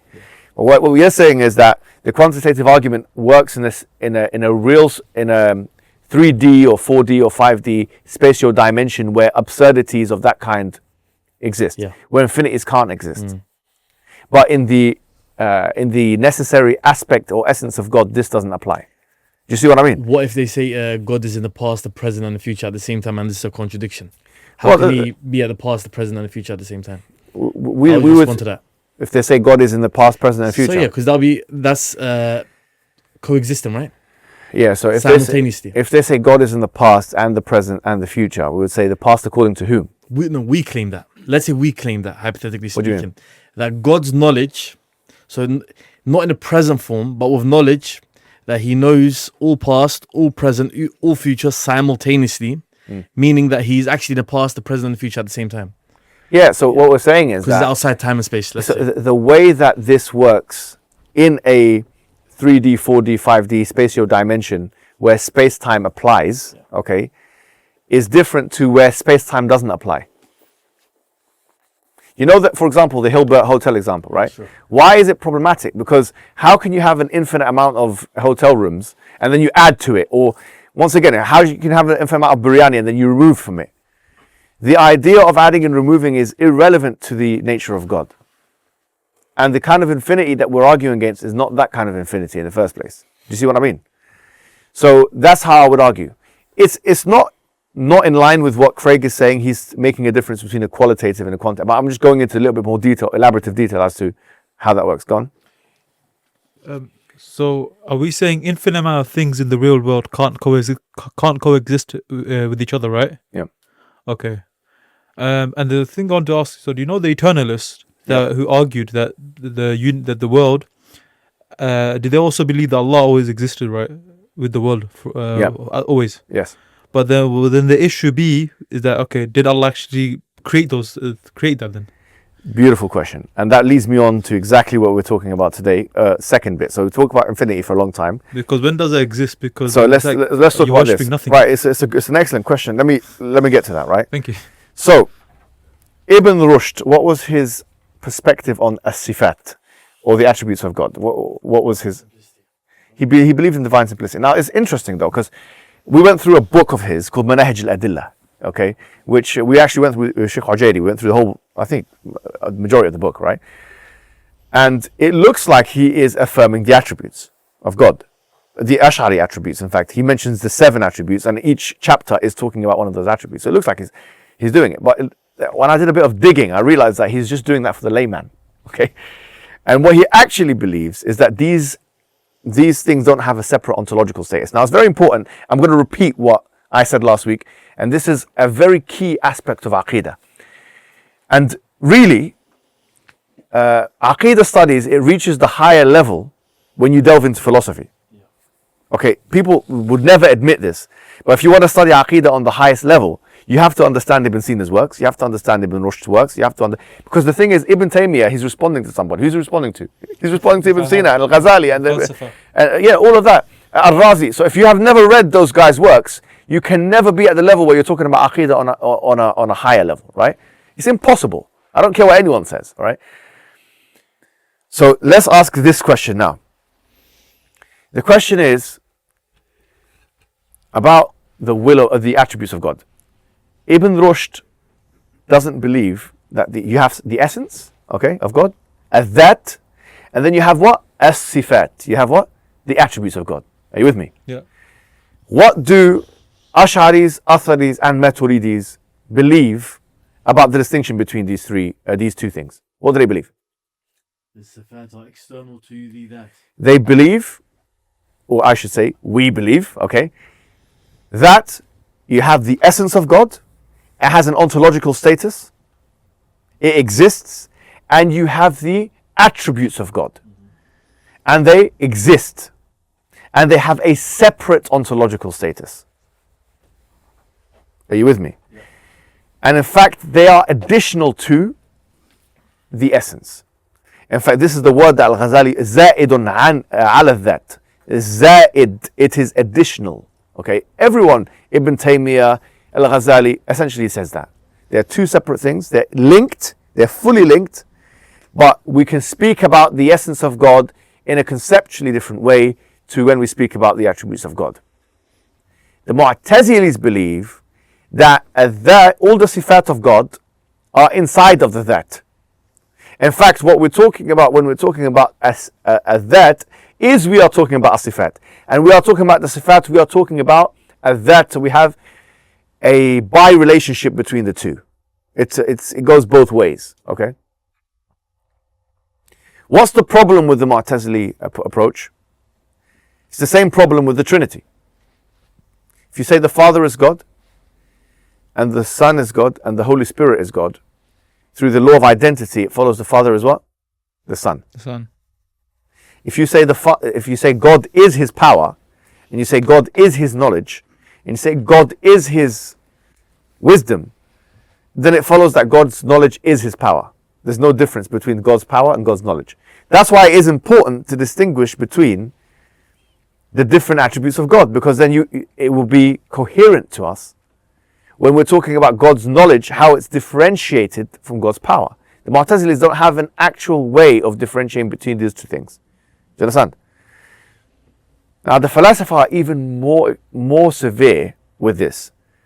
They are saying that this any kind of plurality in God, kathra, it's referred to in Aqidah books as al-kathra.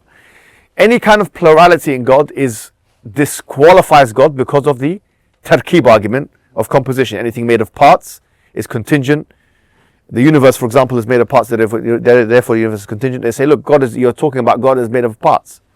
Then we explain to them that the parts of the universe are different to the parts of, or to the attributes of God, because one is necessary and the other one is contingent. We have a response for that, yeah? But the point is this. Ibn Rushd now is in disagreement with Al-Ghazali. And although we sort of looked, and we were fair here in our assessment, we said, look, Ibn Rushd has a point when it comes to his assessment of infinity. We had to be honest. There's some points he's making which are legitimate. Here, look at the argument that he's making. He says the reason why the universe not just is eternal, but it must be eternal, not that it is eternal, but it must be eternal, is that something bereft of a quality cannot produce it. This is called the principle of proportionate causality. Something that does not have something, فَاقِدُ الشَّيْء لَا يُعْطِي. Something that does not have something can't give it. That's what my mum says when, for example, we're having a situation in the house or something, and then, some guy is talking about mercy, for example. Someone in the family is talking about, it's time to give mercy. And then she says, فَاقِدُ الشَّيْء لَا يُعْطِي. How can you talk about mercy when you don't have it? So it's a common expression in Arabic. Then is he claiming that He's claiming because Allah is necessary, he cannot give out anything except for what? Necessity. So is he trying to say Allah is just there then? He's saying that since Allah is eternal, he can't give out anything except for what? Eternality. Okay. And in fact, Ibn Sina goes further than this, and he says, لا يستر من الواحد إلا الواحد. He has a whole chapter on this. He says that since God is one, he cannot actually give out anything except one thing. He can't bring out multiplicity. Only one thing can come out from one. Okay. Now, this is repudiated. But before I take your question, let me just finish this. This is repudiated. Because what Al-Ghazali is saying is that, God's will is his ability to post-date a decision. And he gives this very interesting example. He says, if you say to your wife, okay, since we talk about feminism and these things, it's always going to creep its way back in there. But Al-Ghazali is the one bringing it here today. He said, if you say to your wife, "Enti taliq," you are divorced. Okay, if you leave the house. Okay, this is what Al-Ghazali is saying. If you say to your wife, if you leave this house, you are divorced. The moment she steps foot out of the house, then she is what? Divorced. Then she is divorced. Then she is divorced. All right. So you can make a conditional divorce using your will for the future. Ghazali is saying, if God has a will, then what's wrong with him making a decision for the future? That he creates the universe into the future. What's the problem? Just like if I have a will as a human, okay, I can post-date a decision like a divorce, conditional divorce. So too, if I can do it, then God can do the same thing with his will. Now, of course, Ibn Rushd has a problem with the idea of a will. He doesn't believe Allah's will. He has a problem with the way of a will. What is it? Once again, how do we define will? The ability to choose A over B. Or the ability to choose from different options. Yeah. And he says that if you say that God has a will, Ibn Rushd is saying this, then there is a change in God. Yeah. Wait a minute now. Let's hear what Ibn Rushd has to say here. Let's see what he's got to say. He says, if you say God can choose A over B, something is happening in God, which is changing. And you said God is immutable. You said God doesn't change. So how can God not change on the one hand, but then his will is changing on the other? This is his argument, right? Yeah. Now the response to that is different. Every scholar has a different response. Yeah. As we said last week, and I want you to remember these schools of thought, yeah? Abu al-Hasan al-Basri, who's a Mu'tazilite, okay? The Tabi. No. The different. There's a different one. Yeah. Abu al-Hasan al-Basri, who is a Mu'tazilite scholar. Fakhruddin al-Razi, who is an Ash'ari. And Ibn Taymiyyah, do you know what they say about this? They say, yeah, that's right. His will can change like that. It's no problem. It doesn't actually impede his necessity. And this is called Hulul al-Hawadith. Okay? Hulul al-Hawadith. It's a huge issue of controversy. Because Ash'aris are very strict on the fact that that can never happen. Yeah, I mean... Yeah? I mean, I'll agree with them. No, but you see, so the Ash'aris say, no. Yeah? This is not a change in the will of God. And nothing in God can change. What's our position? No, I'm giving you all the positions. You can make your own decision. No, what's our position though? So, like, for example, if you ask, like, Sheikh Al-Ajayri, so he'll defend Ibn Taymiyyah's position. If you ask a lot of the Salafi position, if you want to ask about what the Salafi position is Ibn Taymiyyah's position, because nobody else spoke about this except for Ibn Taymiyyah. He's the only one who spoke about these things. So what's Ibn Taymiyyah's position? His position is that you can have a tajaddudu fi dhatillah. You can have a renewal in the will of God. I have to be honest and put my cards on the table. Yeah, I believe he goes too far with this. How? Let me tell you how he goes too far with this. And this is, once again, these are my cards on the table, right? He gives examples when he's describing this stuff of not just the will of God. He gives examples of the hearing of God as well. So he says, look, in Surah Al-Mujadila, Allah says, قَدْ سَمِعَ اللَّهُ قَوْلَ الَّتِي تُجَادِلُكَ فِي زَوْجِهَا وَتَشْتَكِي إِلَى اللَّهِ وَاللَّهُ يَسْمَعُ تَحَوُّرُكُمَا. That Allah has heard the man who's debating with his wife. You know this. Yeah. But notice in the Arabic language, قَدْ سَمِعَ. What's that? قَدْ سَمِعَ is the past tense verb. So Ibn Taymiyyah is making the argument, saying, look, did something happen to the hearing of God when that woman spoke to the Prophet? And he's making the argument that since a past tense verb has been used, whatever, then something did happen, and he calls it a tajaddud, some kind of a renewal. And the fact is, there's a fine line between a tajaddud and taghayyur, which is a kind of change. Can it not be that Allah knew she was going to say that before she said it anyways? So exactly. So that's where the Ash'aris will make exactly that argument. That is the Ash'ari argument. They'll say, look, and another argument that can be made, and this is why I'm not liking this way of going too deep into it, yeah, is because, as we've mentioned, time has a different for me anyway. Yeah. It has a different interaction with the creation than it has with the creator. Yeah. So the past tense for me is not necessarily the past tense for Allah. Allah's in the لا تسبوا الدهر فأنا الدهر. Do not what do you call it? Curse time, because I am time. Meaning all the shurah say he creates time. So I have a problem going that far, but I understand the criticism. I understand the concern. Okay, in a debate format now. Okay, I would lay out and be honest, intellectually honest, to my interlocutor, the different schools of thought. I'd say the Ash'aris believe in this. These other Ash'aris believe in this. There are two opinions on the matter. Okay. Now, let's go with Ibn Taymiyyah's position, Al-Razi's position. By the way, Al-Razi is an Ash'ari. But he even says this in Matalib al-Aliyah, one of his books called Lofty Pursuits, one of his final books that he's written. It's a multi-volume book. And he says that every school of thought this is what he's saying, Al-Razi. He says every school of thought tries to escape the idea of some kind of a change in the essence of God. He says every school of thought tries to escape it. But he says there's no escape from it, because there's some level of change that has to take place. That's what he's saying, okay?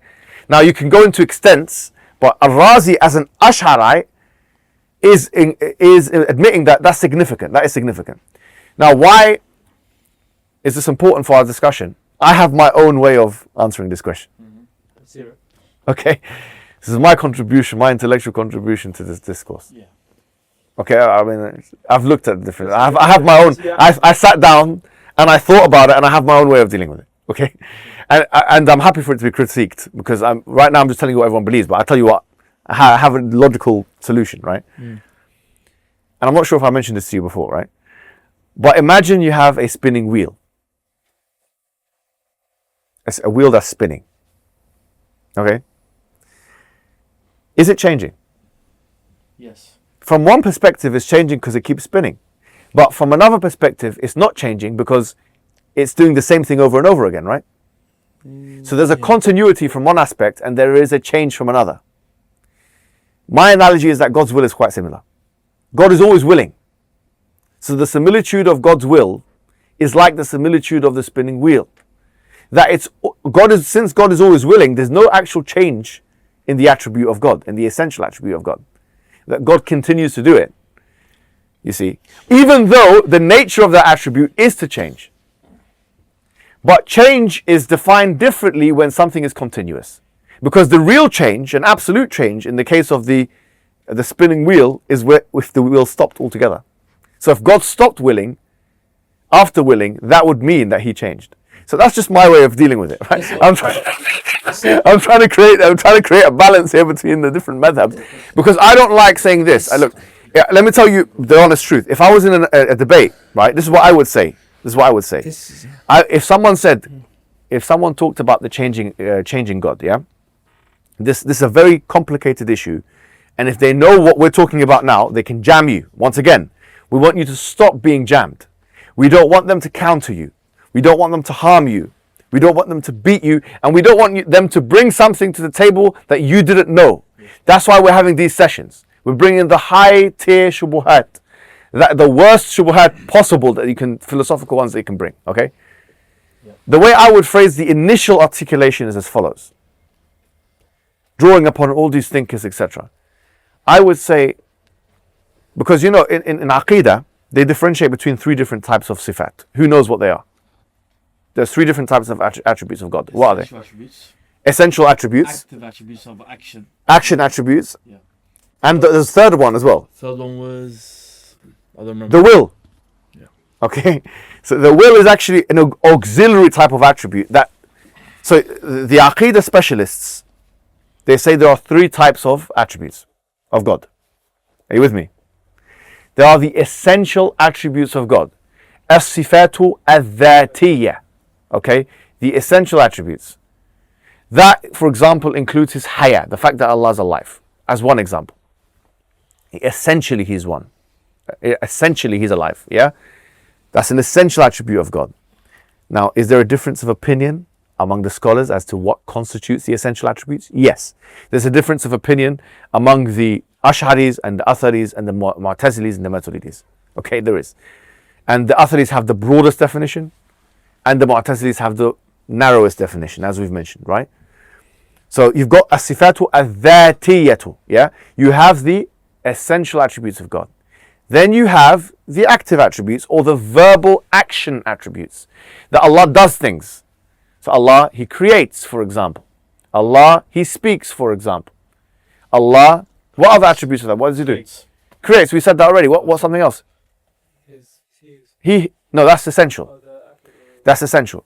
No, learns? No. No, he doesn't learn. The giving out love, or giving out mercy, doing the thing.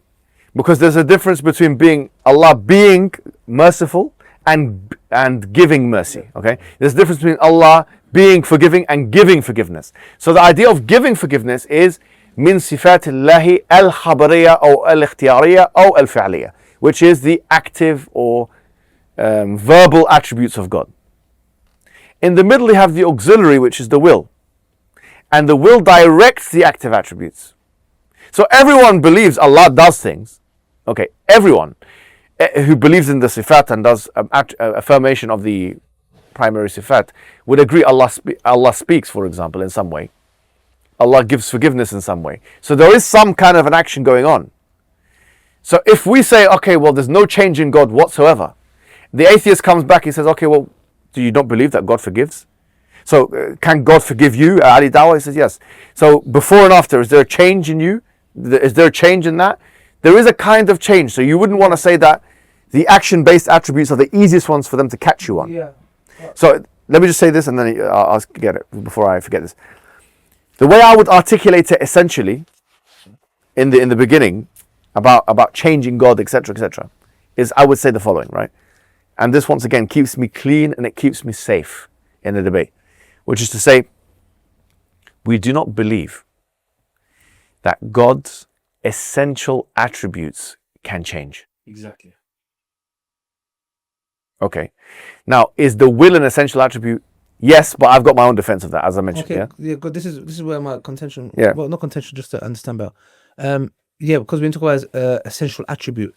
If Allah is maximally all-knowing, how could He have a choice? Choice is something that is for the human being who is limited in his knowledge. That's why He has choice, because if I know two options I have. Yeah. If I am the all-knowing, or I know that, I don't have two choices. I have one choice, because I know the outcomes of those. So how can you say, for example, that Allah, His essential attribute, like I understand when it comes to Allah can forgive, no problem, that's understandable. I don't think that's that deep, changing in that format, in that perception. But when you say, for example, that Allah chooses, this is, again, the wording maybe is the problem, but if Allah is the all-knowing, what do you mean by choose? I mean, everyone affirms Allah chooses. I mean, all the schools. Okay, good. Okay, so except for obviously Ibn Rushd, Ibn Sina, those guys. What do you mean by choosing? Because the thing is, if Allah, so what we mean by choosing is that Allah has the ability to choose, to select A over B. Select A over B. Okay, when you say select A over B. So, for example, select to create you or not to create you. To create this universe or not to create this universe. That. But what I'm saying is that if Allah is the all-knowing, how could there be choice? Well, I don't get that. Because He knows what He's If Allah is the all-knowing, bro, but it doesn't affect it. Doesn't impede it. Well, it does. I think I know what you're trying to say. Yeah, correct me. I'm just trying to understand. No, so where the controversy is, I think we covered it already. Is not in the knowledge; it's in the wisdom of God, right? The controversy is in the wisdom, not in the knowledge. So, like what? There's a controversy in the literature, in Kalam, between Ibn Taymiyyah and the Ash'aris, etc., about if God is all wise, and wisdom is doing the right thing at the right time always. Yes. Therefore, using his knowledge, okay, he always has to select one option rather than another option, because there's always one option. I mean, that's so what they. That's what they would say. There can't be another option because there's always one wiser option than there's always one wiser option. There is the only will. So this is the way they make the argument, right? So they say that if God is like, can we say He's perpetually willing, maximally perfect? Okay, let me break this down, right? So this is what they say. Okay, they say God is all knowledgeable. Yeah. And He's also all wise. Yes. Okay. What's the definition of wisdom? We covered it last week. Yeah. Putting the right thing in its right place. Right thing in the right place. There's always a right option. Yes. Okay. Appropriacy, correct? وضع شيء في مكانه صحيح. No, there is no right option. For us, there is. No, but I'm just telling you what the word wisdom means, definitionally, right? Yeah, okay. وضع شيء في مكانه صحيح. Putting something in its right place, right? Okay. Now, the point is this. If God always has to act according to His wisdom, is there always one thing He has to do rather than the other? That's the question they ask. No, Ibn Taymiyyah says yes, and this is a problem. Because the entailment is this. If there's always one thing Allah has to do rather than the other, then He has where's the choice, as you mentioned? No, there is no other. Yeah, there is no other. There's always one choice to be made, only. No, there is one. Conceptually, there is multiple others. Yeah, there's conceptually multiple others, or one better. What I'm saying is, from right? my well, obviously, forget my understanding, I'm no one. I'm saying that if Allah is all perfect, all wise, all knowing, there can't be choices. Choices are for beings like me who do not know the outcomes. Why? Why is that? Because if I'm, for example, I have I can have two options today. I can say I'm going to stay here or leave. So you're saying I'm looking for the best option. For example, let's say someone's after me to kill me. I've got two options: stay here, stay safe, or I can go home. I can be safe. So I'm like, no, I think what you're saying is incoherent. Let me tell you why. Right? Yeah. Do you believe this thing here is pink? Sorry, you're speaking to a blind guy, so okay. I don't know what color that is. Sorry. So it's pink, right? This is pink. So, yeah. Okay. Is it contingent? Yes. You believe this is contingent and pink, yeah? Okay. So if it's contingent, could it have been blue? Yes. Okay. So why is it pink and not blue? Because the person who made it decided to. Okay. All right. So this universe, could it have not existed? Is it contingent? Could it have not existed? Yeah. So I would say no, because Allah is the all-knowing and all-wise, and His will. No, but it's just like if this is contingent, And the definition but the example you're given is a hold on. dependent being. If a contingent thing is something that could have otherwise not existed, yeah? Yes. Then the universe, do you agree, is contingent? Yes. So therefore the universe could have otherwise not No, existed. the source is not contingent. We're not talking about the source. No, I'm talking about the source. Okay, so you can say the same thing about this. No, that's contingent, bro. How could you give the same example? Okay, once again, let's go take it step by step, right? A contingent thing is a possible existence, right? Yes, it can be any other way. So it can be in any other way, contingent right? thing, yes. Which means a decision has been made on it. Yes, by a contingent being. Yeah, it doesn't have to be a contingent being. Of course, it has to be a contingent. Why does it have to be a contingent? Why is it necessary? Anything that is, huh? Why is it necessary that a contingent being has to be the one that makes a decision upon that thing? Because he is contingent himself. No, but why is it necessary? What do you mean by why it's necessary? No, so because if you take this route, Yeah. no, hold on, it's actually not to scare you here. Yeah. It's considered to be kufr akbar, actually. Yeah, no, I'm trying to understand. No, so it's considered to be something that takes you out the fold of Islam. yeah. Just to be clear about this, I right? think the superstar is already watching. No, I've already become a mubtadi, and I was. No. So because what you're trying to, I don't know if you're playing devil's advocate, but be careful. No, with this. I am not. Right, I'm trying to understand. Yeah. So what I'm trying to say is, Ahl Sunnah wal Jama'ah Yes. believe God has a will, right? Yes. The Atharis, the Ash'aris, the Maturidi, everybody believes in that, Yeah. right? That God can choose A over B. Everyone believes in that. There's no difference of opinion on this. Okay. The only ones who don't believe in that are the Falasifa, the ones who are like Ibn Sina, Ibn Rushd, Yeah, okay. Al-Farabi, Al-Kindi, etc. But also Ibn Sina, Ibn Rushd, and Tusi and those guys. The point is this, is that, so that's from a scriptural perspective. From another perspective, look, it makes sense. Because if this can be pink, it can be blue. Okay? There's a choice that has been made upon it. And this is called the argument from what? Particularization, yeah. Takhsis, specification. If something can be one way or not another, it shows a decision has been made upon it, on its behalf. Yes. That's how Al-Ghazali and those guys proved the will of God. Yeah. Yeah? Because this is what all of them say. Al-Ghazali, Ibn Taymiyyah, all of them say, if you don't believe a God that can choose things, you might as well be an atheist. You believe in a God that just is forced to do things. They're saying the God. No, not forced though. Always, I'm going to play devil's advocate to understand better. Yeah. They're not. We're not saying. If God is all knowing and all wise, Sure. a being that knows all the outcomes, when you say he has a choice, you can't have. Somebody, they would say you can't have two all-knowing choices. It doesn't make sense. It's like there's one. He's the all-knowing. He knows all possible outcomes. Yeah. Do you get it? So there's one appropriate choice that can be made. There has to be one. Yeah. I want to say choice because when you say one appropriate choice, yeah, you're trying to say there was another choice, but there can't be one. There can be one. No, but choice. no. Look, if you know what I'm believe saying? in the existence of contingent things, Yeah. then there had to be a choice made on its behalf, because a contingent thing is something that could have otherwise been different. No, but you remember we spoke about in the 2 lessons about that is necessary. What I'm saying, if you believe Allah's qadr. if something is contingent, if you believe something is contingent. No, it's contingent in itself, but it's necessary. Do you remember we spoke about this? Yeah, sure. But and you told us never, that. we're talking about a thing in respect to itself only now. No. But you said to us, you said to us that that's contingent. We agree. Yeah. But it is actually also necessary from a different From perspective. another perspective, right? Good. So looking from that perspective, it is necessary. So when But you what come and say perspective could is have not that? this, because you said to us that from Allah's, Yeah. I think you said Allah's qadr is necessary. Well, yeah, but it's that will. this could have not been any other way. Not Yes. not within itself. Okay, so good. So You get it? you've touched the key point here, right? Yes.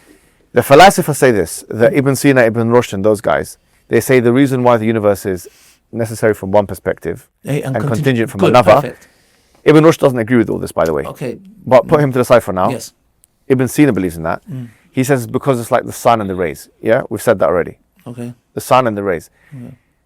Al-Ghazali says, since God made the decision to create the universe, Yes. and God is necessary, it follows that the universe is necessary. That's what all of the other. Okay, good. That's what our guys say. We agree. We agree. So there was still a choice that was made, though. Okay, good. So this is the point is this. Let me tell you where the controversy is. The controversy is Ibn Taymiyyah and those guys say that God is all wise. Okay. So there's always a better decision to be made. Okay? There's How, always a better decision to be made. if you're all wise, how could there be a better wisdom? No. Do you get what I'm saying? What you're saying makes zero sense. Okay, so then when you say God is the all wise, how do you make it a better, wiser decision? No. There is No. all wise. Let me explain what I'm saying. Massively Look, perfect, no? if he's all wise, there's always a decision to be made and a better decision. Like, let me give you an example, right? if I have fire in front of me right now, fire, Yes, candle, yeah. yeah, and I have the knowledge that it's hot, Yeah. but then okay, so I have knowledge that it's hot. If I put my hand on it, it's not very wise for me to do that, is it? No, but you're only doing that because if you're all wise, you will never put your hand on it.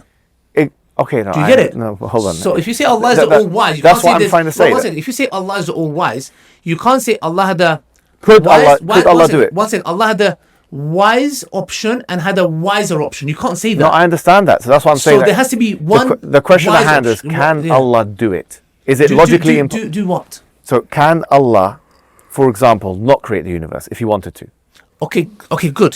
So I'm saying if Allah chose to do that, that would be the wisest decision on. No, that's the circular argument now. Okay, good. So so is tell the- me, how does yeah. it all? Because you know what it is, they might ask us that. How if someone comes Okay, to us look. and says, So this an is my. I've all-wise, got a solution for all-knowing this. Right? being. It's okay. So let me give you this, right? Yeah. And I've said this before in the class, but I'll mention it again, right? Yes. There's two schools of thought on this. And once again, I'm trying to straddle the middle ground, right? Like with the whole wheel, the spinning wheel example. I have thought about this. So the Ash'aris say, okay, that God always has will and he can always decide things, even in morality, okay? Okay. Which is why Ash'aris say that if God, I mean, they would never say it like this, but if God, the reason why something is haram is because God said so, right? Is another question. To make this easier to understand, I'll bring the following thought experiment to your attention. Imagine you have two universes, universe A, universe B, okay? Universe A is our universe. Universe B is the same universe, except that there's one blade of grass more. Okay. Now, according to Ibn Taymiyyah, universe 2 couldn't exist. Yeah. In a way, because Yeah. universe 2, the existence of universe 2 is God, there's always a better thing to do, there's always a wise thing to do, Yeah. even cosmologically, Okay. which means that God could, God, even when it comes to blades of grass, there's that perfect number that he always has to choose, Okay. with his perfect Why knowledge would and you his say perfect the wisdom. second universe won't exist? Now I'm saying that you have two universes, Yes. conceptually, Yes. universe A, universe B. Yeah. Universe A is this universe, universe B is this universe, but has one more blade of grass Okay. somewhere in the field. Which one is he saying that wouldn't exist? He's saying that the fact that there would be an arbitrary blade of grass, a secondary in the secondary universe, is impossible, right? So Because that would mean that God acts sporadically and arbitrarily. Yeah? Does that make sense? So now, here's my conclusion. I thought about this. I see the strength in the Ash'aris. Sorry. Yeah. Why would Ibn Taymiyyah say the second one doesn't exist? He would. Be a perfect. Could it be? It would But that's what I'm saying. But you said that it's kufr if you say that what he just Ibn Taymiyyah just said. No, you were saying that God is forced to I never choose. said forced. You did use the word forced. No, but due to his necessity of him being all wise and all knowing. You said he doesn't even have a choice. No, I never said he doesn't have a choice. I would say we will not. Choice is for maybe it's the word here. Allah has perfect will. Okay. Will. So one if will. you say that, he can always will. He can multiple Okay. wills, but yeah. they are all perfect. If you say God is forced to do this. No, I never said No, forced. I know, but be careful because I think you I did never say said that. You keep saying No, forced. Sorry, I never said it. You keep saying forced. No. You did say something like this. God doesn't really have a choice. There's not really a choice. Remember you said that, and then you corrected him. Devil's advocate. Somebody will say, then they will try to catch us and say, so if you're saying God has a choice, he can't be the all-knowing and all-wise because Yeah. that's So what but they I'm say saying to that us. everyone agrees that God has a choice. So this is not where the question Give is. us a definition of what they mean by that. A choice is Because you're using English words here. when someone selects between different options. Yeah. So can Allah Not have fine-tuning. can Allah have a bad? Okay, one of the options have to be better than the other. Yeah, I don't think there's a. Yes or no? Yes or no? Yeah. Say again. That's what Ibn Taymiyyah is Okay, saying. okay, good. That's what Ibn Taymiyyah is saying. Okay, can one option be better than the other? Well, let me tell you now. So let me explain. So in the It's Ibn trying Taymiyyah- deficiency. Allah. Give me a second, Not Alex. you, but I'm saying like. Yeah, give me a second. First of all, the idea that God doesn't have a choice, no Muslim believes, no, except no, for the philosopher, right? So Okay, that's let's one thing. yeah, okay. The second thing now is, you've got Ibn Taymiyyah, Yeah. who believes that God is all wise and all knowledgeable and is acting according to his wisdom in every situation, right? Cosmologically and morally. Okay. Cosmologically relating to the universe and the creation, everything, the blades of grass, and morally according to as well there's always a better thing in terms of morality to do. Okay. So Allah does not, something is not haram or halal based on Allah saying so, but there's always a better thing to do, okay, based on the goodness of God and all that kind of thing, which Allah has made halal or haram, okay? So they have a different theodicy. It's called theodicy. So you've got morally and you've got cosmologically. Yeah? What I'm saying is that the Ash'aris make a point. If you go as far as to say God doesn't, essentially, is always one choice to be made, the entailment is that God is always sort of forced, what you were saying. No. That's the entailment. No, he's maximally perfect. It's not forced, it shows his perfection of his... But there's only one choice to be made. No. 1 second. You're ascribing an English term to Allah. That's why I need to understand the definition. I'm not saying he's forced. I'm saying Allah is maximally perfect and is making the best will every single time. So there's only one decision to be made all the time. Because he's perfect. No, you use the word decision. I can't use the word decision or choice or option for Allah. Why not? He has a will. That's what they will say. He has a will, and that will has to be perfect. Because if you say to me he has two options, they will say, is one option better than the other? If I say yeah, they're going to say, oh, so your God is not maximally perfect. Yeah, I'm with you. So he made an option that here's the point. He thought, oh, which one is better? I'll go with A. Okay, so let's slow it down. Yeah. The question of is one better than the other? Yes, okay, they will ask us that question of is one better than the other? Yeah. You have cosmology and you have morality, right? To go with cosmology. Okay, so one grass. Great. So if we say that there's universe A, universe B has one more blade of grass than universe A, yes, right? That's a harder case to make than morality. Why is it that you have to have the certain amount of grass, blades of grass? Why? I wouldn't say grass.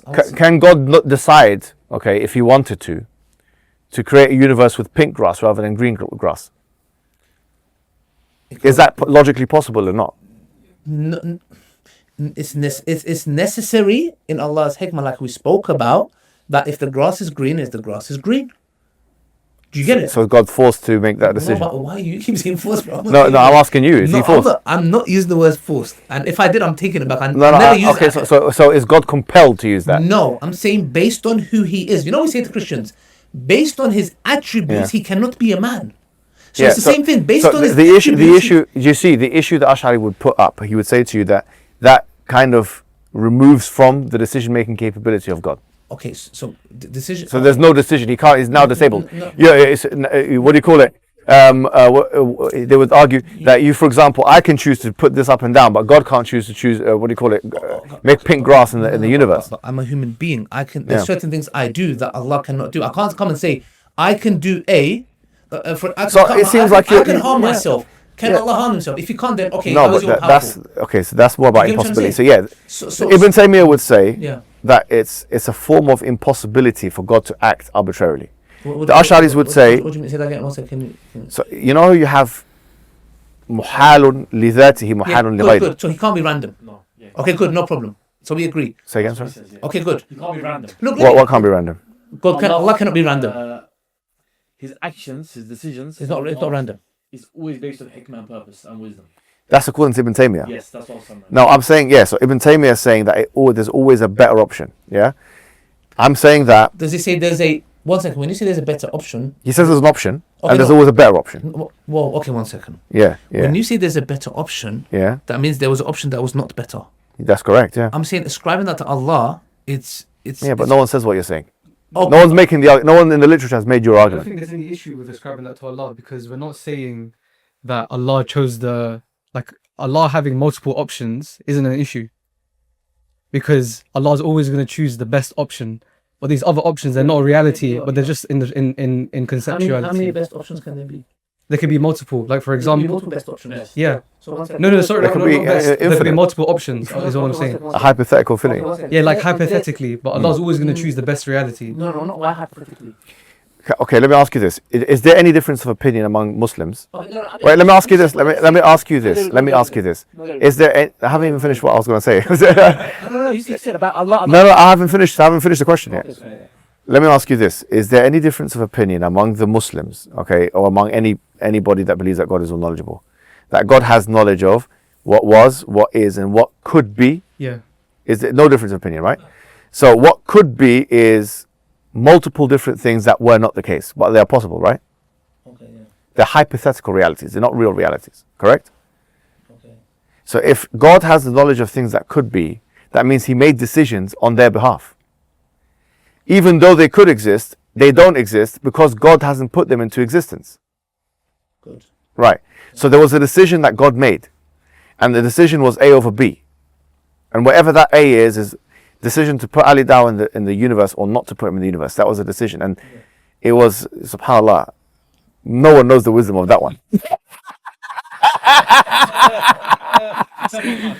Illallah.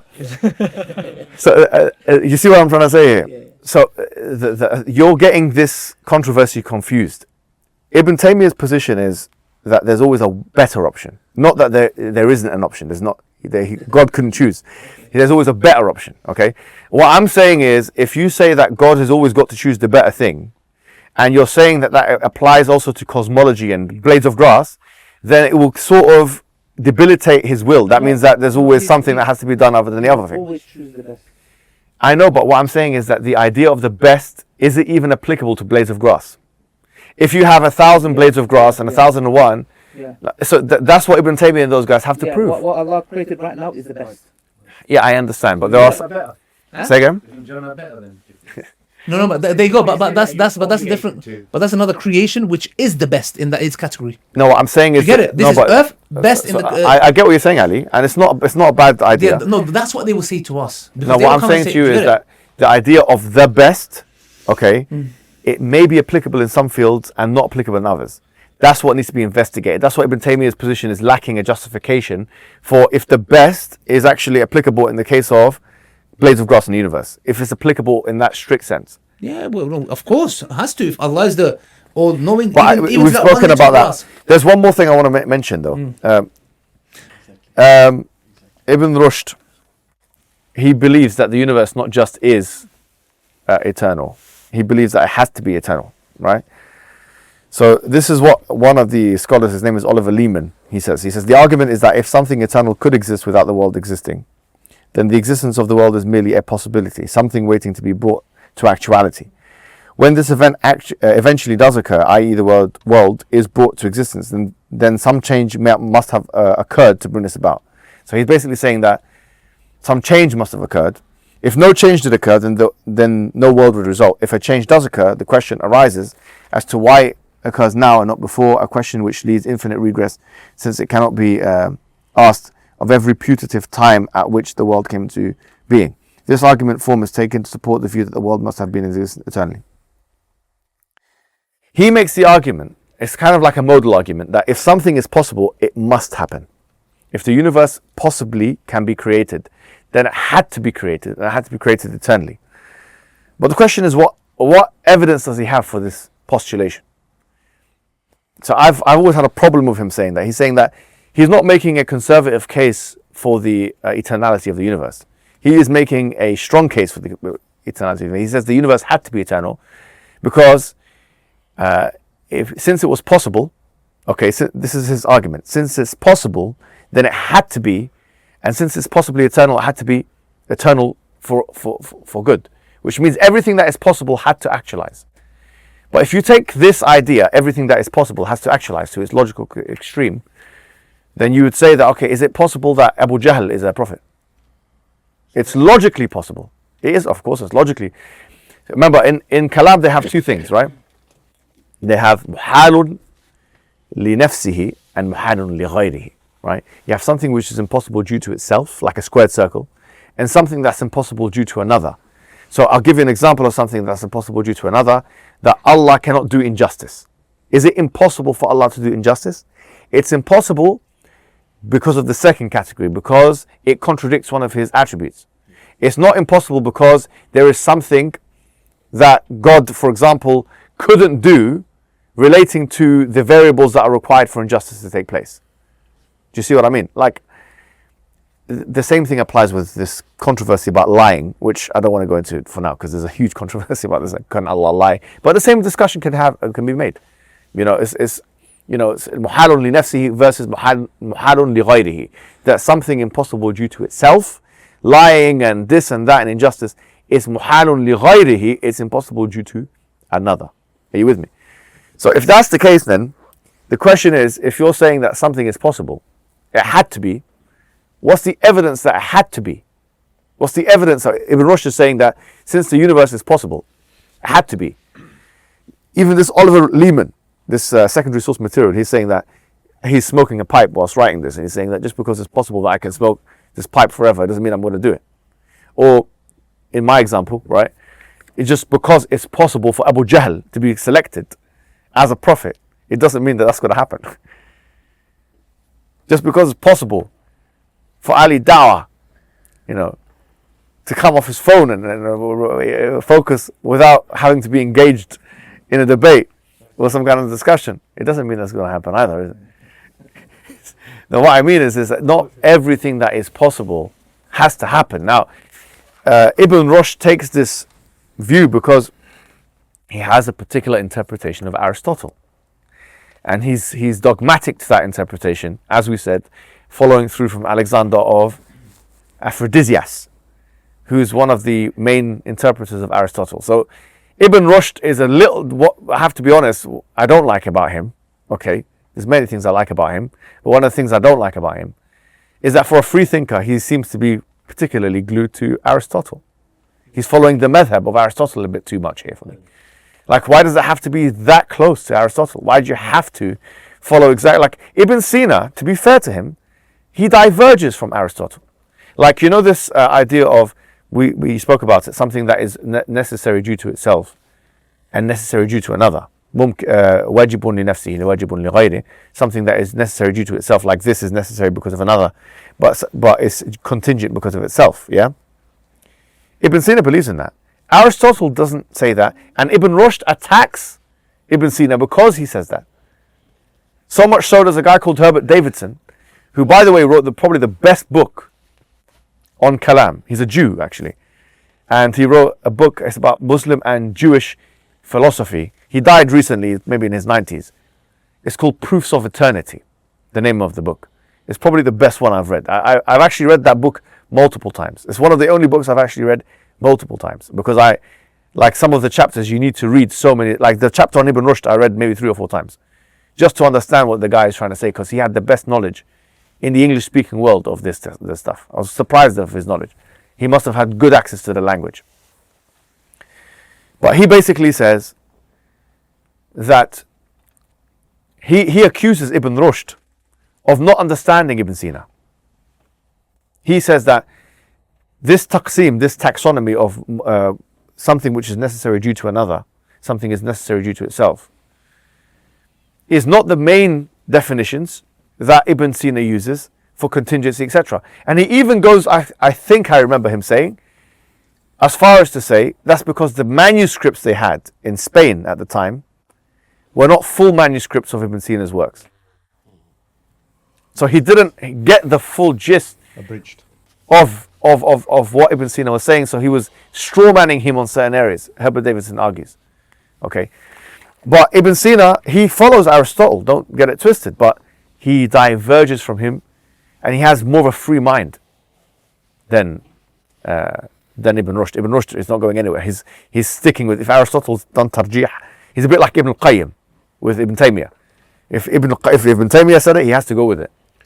Only a few issues here and there, yeah. Isn't that the same problem with us now? If we're embarking on newer things, yeah, this requirement for us to say, what did so-and-so say? We have to inherit our belief from this person. For example, this whole rubric around Salafism, I have to be this or have to be an Ash'ari, rather than if we're starting to make new discoveries on the issues of time, the nature of time, relativity, all these kind of things. Another human, because the divine texts are what are protected. Yeah. The study of reality is something that's continuously evolving, and a lot of this stuff is not debated in divine text or a requirement for us. Yeah. So we should be freed from some of these shackles. Yeah. So imagine we're having these discussions now that are really hard to wrap our head around, and of Day of Judgment, Allah puts us on the hellfire because we got it wrong. Well, these things are complicated, you know, and they're related to Aqidah. But again, the same things. If we were to, for example, this is where the problem comes in. If we said we mandate that you must adopt this point of view. Yeah. A person may think, look, I conceptually believe, for example, the nature of time is X. Mm-hmm. Now, I'm not saying that Allah and His Messenger oblige you to believe it in this way.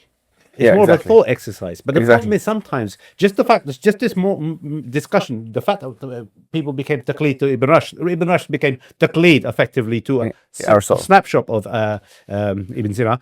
The same way people saying, I have to be the slave of Salafi or Athari, therefore I can only adopt this point of view. There's a point in time where you're going to have to think about this issue. You know, like these issues, these masail. There are things that in the deen are very clear that you cannot transgress if you believe in Islam. Okay? But when you get to the intermediate and advanced stage of Aqidah, then it's actually philosophy. That's the secret. No one's going to tell you that. Also, the term Aqidah itself, in terms of Islam, what it determines, Iman is a prerequisite. Exactly. Aqidah is a human construct to understand certain things, which are not mandated to have very specific points of view beyond the divine Absolutely. text. So, like, for example, Ibn Taymiyyah, right? He's meant to be a representative of Salafi, sort of, all the Salafis accept him. But hulul hawadith la awwala laha, the changing nature of God, the perpetual creation to the past. Who from the Salaf spoke like this? No. Nobody from the Salaf spoke at all. I promise you, if Ahmad ibn Hanbal heard this stuff, he would consider it to be deviance. Why? No, because he would say that this stuff is philosophizing. At least at one stage of his life, he would consider it to be going well above and beyond what should be. Said. But because the times changed, the discussion required a change as well. And even Ahmad, as we mentioned, Ibn Hanbal said in his own lifetime he changed his ways. In Ar-Rad al-Jahmiyya, etc., like that, you know. Yeah. We had to engage it. Exactly. So what I'm trying to say is that some of these positions of Ibn Taymiyyah are not necessarily the positions of the Salaf. If you want to know the most authoritative position on the Salaf, on whether Allah created something in the beginning, the first thing is that He did. The only difference of opinion is what did He create. I remember reading a quote from Umar ibn Khattab himself saying that Allah created the pen first. And some others say this, and some others say Al-Arsh. And so, look at the tafsir of Noon, wal-Qalami wa ma yasturun, and all of the ahadith on that. There's lots of discussion about the first creation. There is not a discussion, as Ibn Taymiyyah puts it, of perpetual creation to the past in the Salaf at all in the first 300 years. So this is a new philosophical development. If someone says, well, if you want to be an Athari and if you want to follow the Salaf, you have to believe in this opinion. This opinion is a philosophical opinion, theophilosophical opinion. It's inconceivable Allah will put you in the hellfire because you took a different view on this. It's inconceivable that, Ibn Taymiyyah believed that the hellfire will run out. How many people from the Salaf believed in that? Like, let's be honest. So everybody has, even in Aqidah, issues which need to be investigated. And there's a degree of freedom that someone has to have in investigating this stuff themselves. And at the end of the day, Allah will not judge you for getting some intellectual thing wrong. He will judge you if you denied the Prophet Muhammad sallallahu alaihi wasallam, if you denied Allah subhanahu wa ta'ala, if you denied the 5 pillars of Islam, if you denied the 6 pillars of Islam, Iman. He will deny. If you deny a qat'i thing in the Quran, clear, He will judge you if you deny these things. But on these issues which are so difficult to understand for a lot of people, what kind of God do you believe in if you believe that He'll throw in the hellfire if you get it wrong on hawadith or hawadith? These issues some of those issues you mentioned, they're like more subsidiary issues in creed anyways. They're not like the essential. No, but I mean, this is how a lot of the neo-Salafis try and lie about things. Because if you want to ask the question of, if you asked someone from the Salaf, is the issue of the hellfire running out a subsidiary issue or is it a main issue? I'm sorry to say, I don't think it's one of the 6 pillars of Iman. Why is it a subsidiary issue? It's a main issue. It's just because it's your guy saying it. But then they dispute whether he actually said that or not, rahimullah. No, he definitely said that. And Ibn al-Qayyim took the view, and in fact, he even defended the view. And Ibn al-Qayyim has a whole, in Shifa al-Alil, a whole defense of it. And by the way, the way to know what Ibn Taymiyyah's final position was, because by looking at Ibn al-Qayyim. And Ibn al-Qayyim took the view. So I'm just saying that, look, at the end of the day, there's more flexibility in these things than we think. And you mentioned this before, Ali, and it's correct. That the hadith in Bukhari, where the man, he says, when I die, put me into ashes and scatter my ashes into the sea so Allah does not put me together again. You mentioned it as well. So, okay, yani, isn't that questioning the power of Allah and all this kind of stuff? Okay, but Allah forgave the guy. It's a huge aqidah error. But because the guy had sincerity and he believed in Allah and the Messenger. No, that was it. Showed his. Yeah, it's about intention, It showed his taqwa to the level where he's denying the act, like in the sense, he's like, I fear for Allah. If Allah gets hold of me, He'll give me a punishment he gave nobody. Yeah, so these Neo Salafis, the reason why they push this very strict that if you can't say this, you can't, you're kufr, blah, blah, blah, bid'ah, kufr, whatever, they push it because of America, the United States of America. That's the main reason. That came out of nowhere. It makes sense because for them it's like, okay, well, this is how to divide these guys. Just get them to focus on some really minor thing and fight each other on some minor issue that really is, in the grand scheme of things, it's not. They said they're MI5 agents or CIA. No, they said they're CIA agents. He done a video. He said they're CIA agents. Say again? Actually, no, provide the documentation. Remember we done a video. They don't need to, because you know if you're. Remember we done a video about it. Yeah. On SP5. CIA and all that, yeah. He brought receipts. They have a time and a place, of course. He brought receipts, bro. What the Neo Salafis, they do that they make it seem as if, I need to reset. Give me a second. No. Yeah, go on. Don't cut this bit out. It's a very good bit. Well, I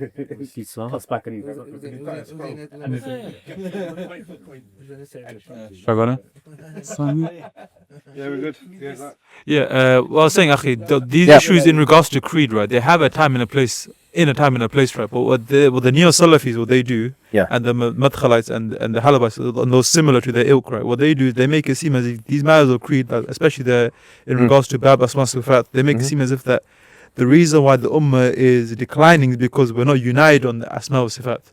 Right? You can make that case, okay, during the time of the Salaf they were united on it, but afterwards, they make it seem as if like everyone needs to know these intricate details in creed. Absolutely. But the problem is we don't need to know the intricate details. We don't even need to know this. Do you know what I mean? Allah. Because we have a fitrah. Because there's so many difficult questions, as we saw today. Yeah. All right, so I want to wrap up, okay, with one last thing. Okay, with one last thing. I know this is a long session, but of all the things that I came across in terms of proving God's existence that I thought was really good was Ibn Rushd's argument for fine-tuning, which I found was amazing, actually, which is not in the literature, actually. And so I plucked it out and created it. And so I want you to know it before we go, because this is, to be honest, one of the easiest ways to prove God's existence, especially to a lay audience. All right, so let me get you exactly what he said. Okay, let me read it out, a couple of chapters, yeah? Ibn Rushd aimed at presenting comprehensible argument for mass audiences. So he actually intended to create an argument for the laity, for the YouTube. For the YouTube crowd. Essentially, he came to the determination that the two most convincing arguments for them was a simple teleological argument. So he said, look, if you want to prove God's existence, this is what Ibn Rushd is saying. He's saying the easiest thing to do is a teleological argument. What's a teleological argument? Sabor, you know this. Help us. Yeah, give them the chance. No, you say it because... Okay, goal-directedness. What? Yeah? Yeah, so I think Aristotle had 4 different types of causes. So you have the material cause, like the table is made of wood, right? Then you have the formal cause, the form of the table. You have the efficient cause, which is a carpenter, and you have the final cause, the purpose of the table. Now the final cause actually dictates the rest of the 3 causes. So every single thing Aristotle argued was directed towards an end. So a seed wants to become into a oak tree. Yeah. And then, if you like, you can extrapolate that to planets and oceans and dolphins and whatever. So this is the crux of the argument. Everything has a purpose, there's a function, there's a teleological aspect to it, a goal-directedness, which is natural to its disposition. So it's to do with nature. Sure. So let me tell you exactly what he wrote. That's nice. Thank you for that, Sabor. So Ibn Rushd enumerates the 2 assumptions. So he says himself, these are the assumptions to my argument, with the teleological argument, which can be represented through the following propositions. 1, that all things which are in existence maintain human beings. This is an interesting line of argumentation. Think about this, yeah? Everything that exists maintains human beings. Because if you think about it, human beings exist, the universe exists.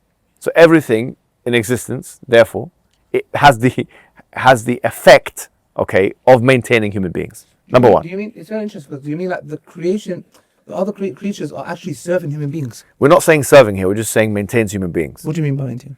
Maintains life, allows human being to exist. The existence of human beings. Human beings exist, the universe exists. Okay. Okay? And number two, that this is necessarily due to a willer who willed this to be the case, since it's impossible for such an order to come about coincidentally. Now, he'll come about explaining this, but this is a bit awkward. Why is this a bit awkward? Why is he talking about will? He doesn't really believe in an ontological separate state, you know. It's a bit strange. Will was never very, what's the way? So it's not dynamic, basically. It's a restricted exactly. rule. I don't want to say that word, exactly. but I think that's how he understands it. Yeah. That's So what I just found it quite unusual considering his position on divine attributes. Exactly. But he says this. First of all, he says, look. He says, why is it that things are the way they are? Now, in the daʿwah, we have this discussion all the time about randomness and chance. And if you remember, we had that long discussion with Firas Zahabi one time, where he was talking about randomness doesn't actually exist, okay, in the real world. And randomness is actually, it's just our misunderstanding of the variables. He says the same, he actually believes that as well, okay? He says, what we mean by chance, what Ibn Rushd is saying, when we say chance or something random, something happening by chance, it really just means an improbable event, something which we don't, from our perspective, think would happen. I, for example, ran into him by chance. So it has an epistemological meaning, but doesn't have an ontological meaning. Yeah? And he says,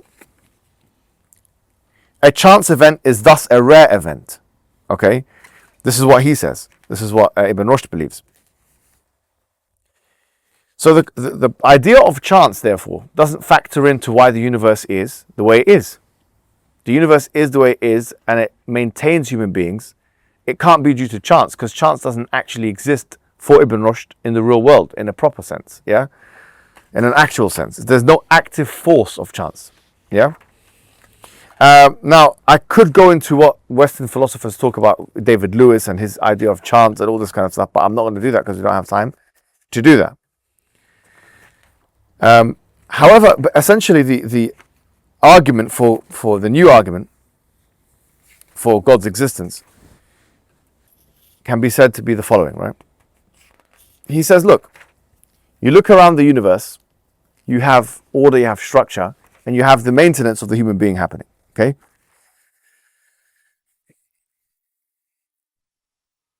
If you remember, William Craig and others made the design argument for God's existence. They say, look, you have all these things in the universe, and there are three options of what it could be. It could either be through necessity, or it can be chance, or it can be through someone who created it. Ibn Rushd deletes this idea of chance, because chance, for him, it doesn't actually exist as an active force. And I think that's how we should debate. If someone says, okay, well, we came about due to chance, you have to push them and ask them what they mean by chance. And if it's an active force, where is it? How can we see it? How can we sense it? But this has precedent all the way back to Ibn Rushd, okay, and it's a strong thing. But the idea about teleology is that it's for the benefit of human. Essentially, there are things that in the universe that allow human being to exist and continue to exist. So things are happening for the benefit of the human being. You can't deny that. For the survival benefit of the human being. The fact that the universe is constructed for the survival benefit of the human being has, therefore, the best explanation is some kind of an active force that has put that into place. Everything's finely tuned, isn't it? Yeah, but he doesn't say that. He doesn't word it like that. He just says that, look, is it true that the universe is for the benefit of the survival or the maintenance of the human being or not? It does. It allows the human being to live and continue to live. That's all that needs to be said here. Since the universe is for the benefit of human survival, that's an evidence, okay, of it being created, okay, by an active knowledge or an active force. Okay, so is this textual or is this conceptual? Because conceptually, a person can argue why human beings, why single them out. Exactly. They even say that, for example, like a crab is effectively, humans, if evolution was to continue, we'd effectively become crabs. There's an argument for that. Yeah, exactly. So this argument presupposes human exceptionalism. It assumes there's something interesting or significant about the human being. That is a very correct observation. Yeah. So just on the teleological argument, it doesn't need to be formulated in that way. So, for example, if someone was to say, have you got your microphone? Yeah. Yeah. So if someone was to say, seeds are directed towards oak trees, this is directed towards that, right? That would be perfectly fine to still argue for God's existence. So it doesn't have to have human. Yeah, and so that's how Aquinas does it in the fifth way, which we'll cover in 2 sessions' time or something. Which I believe is better. Yeah. Which I believe he is not following Aristotle strictly there. What he seems to be doing is putting in human exceptionalism there. Yeah. However, here's just a thought experiment. Doesn't Allah say He created the heavens and earth for Allah to be glorified? Right? So this idea of human exceptionalism, I feel, is a Christian import into Islamic theology. This is something people don't really talk about. But if you really think about it, does the Quran really push human exceptionalism? I mean, in Adam and stuff, we have dignified. We have dignified the children of Adam. That's not human exceptionalism. I mean, it can be debated. I mean, you're right to question this. Because look, Allah says in the Quran, wasn't there a long period of time when man was not mentioned? Yeah. Where's teleology there? Yeah, I get that. The creation of the heavens and the earth. Because look, some of these atheists, like one of the atheists that Hamza was debating many years ago, right? Hood boy. He was saying, why are there earthquakes on the moon? Do you see? Like, if this formulation of it, I'm a bit skeptical. Fine. So that's good that you mentioned that, because we went through together as well Thomas Aquinas' 5 ways. But one of the ways is the 5th way. And for me, what you articulated is essentially the same as the 5th way of Aquinas, which is his best contribution in my estimation. Yeah. If you want me to read it out for the class, I'll quickly read it out because I've got it here as well. Yeah. But I'll tell you why I think it is actually probably better than this in terms of its closeness to Aristotle. Yeah, you could argue. Yeah. So essentially, his argument is every single thing has its nature with inbuilt powers, and things go towards their ends naturally. So he's talking about everything. It doesn't have to do with human beings in particular. So this is what he says. Yeah. This is Aquinas. We're jumping here a little bit because you mentioned it. We'll go into it in more detail when we go through Aquinas. He says that we see that things which lack intelligence, such as natural bodies, act for an end. And this is evident from their acting always or nearly always in the same way, so as to obtain the best result. Hence, it is plain that they achieve their end, not fortuitously, but designedly. Now, whatever lacks intelligence cannot move towards an end unless it be directed by some being endowed with knowledge and intelligence, as the arrow is directed by the archer. Therefore, some intelligent being exists by whom all natural things are directed to their end, and we shall call this God. So the argument can be Aquinas' argument can be summarized in the following way. He says, number 1, things in nature which lack intelligence have goal-directedness. Number 2, whatever acts towards a goal must be directed by intelligence, like an arrow from an archer. Therefore, number 3, there is an intelligent being that directs all things in nature. Now, this is not a scientific argument. This is an argument talking about the regularity of the universe. And we use this as well in the daʿwah. But it's, I think you're right. I think this is probably a cleaner way of making the argument. Yeah. From cause and effect, final causes, or end causes. Or, for example, one of the problematic areas of defining the argument in terms of what's best for humans is the argument from evolutionary wastage. So what they would say is 99.999% of species that ever existed died. Yeah. So how is that for our benefit? If they agree to the premise that the human being is significant and is a significant unit of analysis, you could run this argument. Look, there's 2 different things here. Yeah. You can come up with a general teleological argument. Independently, you can come up with an argument for human exceptionalism and use that for... Exactly. So these are two separate arguments. This is the assumption of this argument. I agree with both of you guys. We shouldn't mix is them. Human exceptionalism. Definitely. We shouldn't mix them. Yeah. If you're good at arguing for that presupposition, then you can use this argument. If not, you're probably better off using the other argument that we've just mentioned, the fifth way. Yeah. Wouldn't it? I mean, so you take, for example, Professor Flew, the famous example of carbon, the existence of carbon. If you look at, so for example... what was the famous example again? So he said about the resonance at which carbon is formed. He gave the analogy that it's so specific that it's like having a ruler from one end of infinity to the other end of infinity and choosing a specific point at which it can be formed. When the carbon bombs occur within a fusion process within the star. Yeah. He said it's so specific. And say, if you imagine condensing the entire universe into an equation, that is just one parameter that goes into the creation of the universe. Okay, can I respond to this? Okay. But and also more than that is the other thing, which is that the parameters are not determined by the equation. So something external to that set those parameters. So irrespective of who lives on this planet, this entire sequence of events. Let me tell you what I think of this, right? And this might be controversial. But I don't agree with these arguments at all. Let me tell you why, right? You know, for example, Stephen Myers in the Return of the God hypothesis, and you might have heard and seen these. I know that he's done one about DNA. Yeah, and a lot of these things. Essentially, the argument of Stephen Myers, and let's use him because he's the most famous example of, like, they call them intelligent design proponents. Yeah, the argument is that he mentions three things in his book, The Return of the God hypothesis. Number one is the initial conditions of the universe. He talks about the formation of the cell. And the third thing, I forget what he talks about, but he shows that how improbable those things would have been. Abiogenesis, the formation of life, okay? And then there's I think one more thing he mentions, I'm not sure what it is. So abiogenesis, fine-tuning DNA. DNA, that's the one, that's the third thing, right? And he mentions Francis Crick, and he goes through like a compendious history, and I've read his book. I mean, it's very nice, very good, but I don't agree with the argument. Why? Why do you think, based on what you've just read from Ibn Rushd, that I don't agree with this argument? Why do you think I don't agree with it? And I agree with Ibn Rushd about his point on chance and randomness. Why do you think I don't agree with this argument, based on that?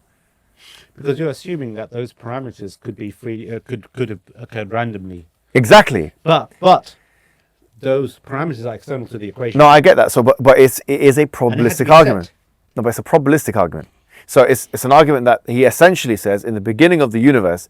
He uses this language, the chance that this could have been the case rather than this, and then he gives a long number, 10 times whatever. There's an assumption that there were possibilities for things to exist, but it has to be initiated. No, what I'm saying is the assumption is this, right?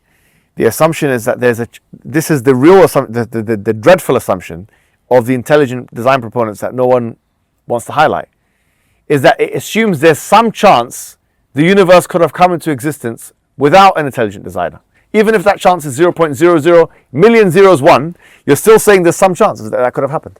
Well, then that's a fault in their articulation rather than the... Yeah, so I'm saying is there's two issues here. Number one, you're making a probabilistic argument, okay, and that assumes the existence of actual chance.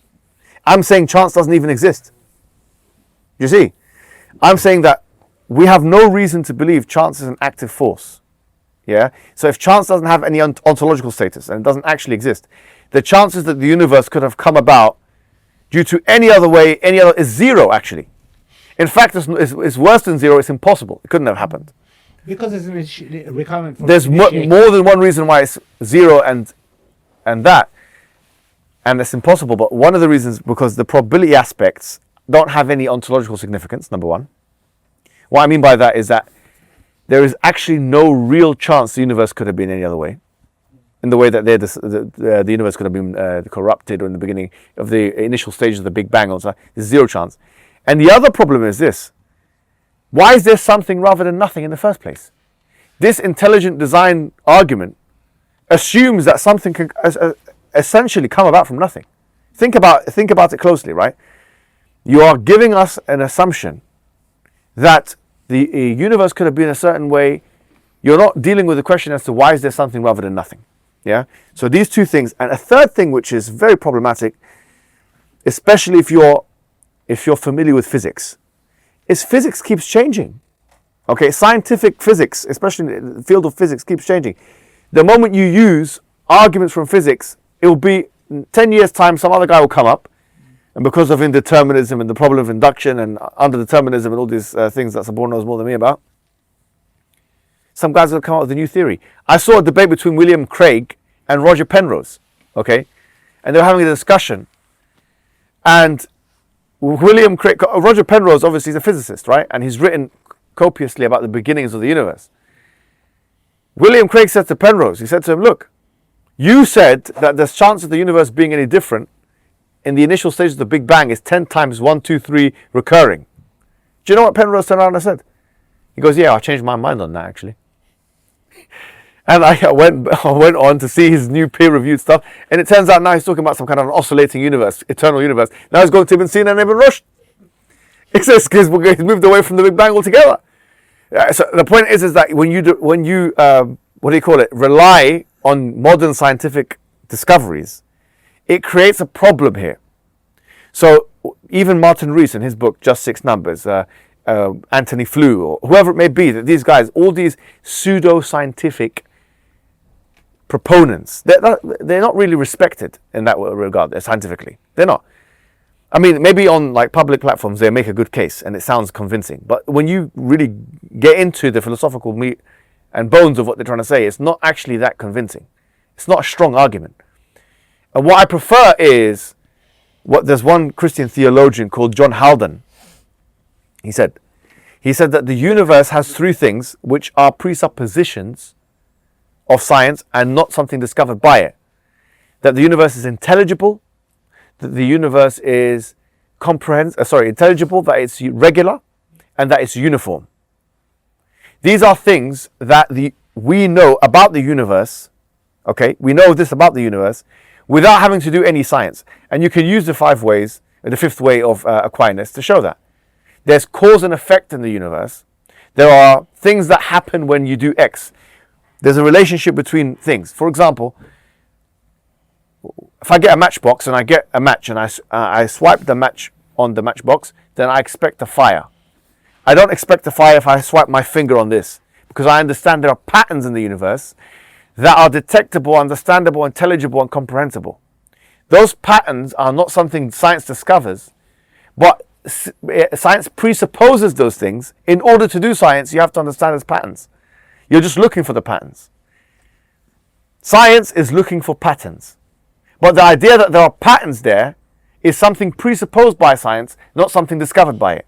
So isn't it stronger to argue on the basis of the existence of patterns than to argue on the basis of what kind of patterns we're talking about? So just to say a few things about this, which is really important. Number one, when you make a teleological argument, it's actually empirically bulletproof. Yes. There's nothing in the empirical world that can falsify a teleological argument, because the teleological argument is a metaphysical point.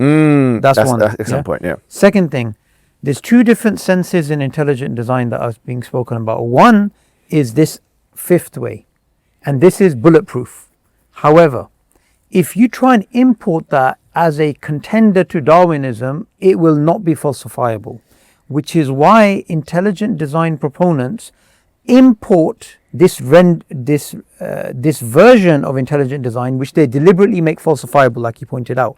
And the reason they make it falsifiable is so that it can qualify as a scientific theory. For scientific theory to be counted as science, it has to be falsifiable. Hence why you have a problem with this. That's a good point, actually. I So think of there's that. actually... We'll write that down somewhere, actually. There's actually a very important distinction that has to be made about which audience you're talking to. Yeah. The other thing I just wanted to add about Ibn Rushd and his influence by Aristotle.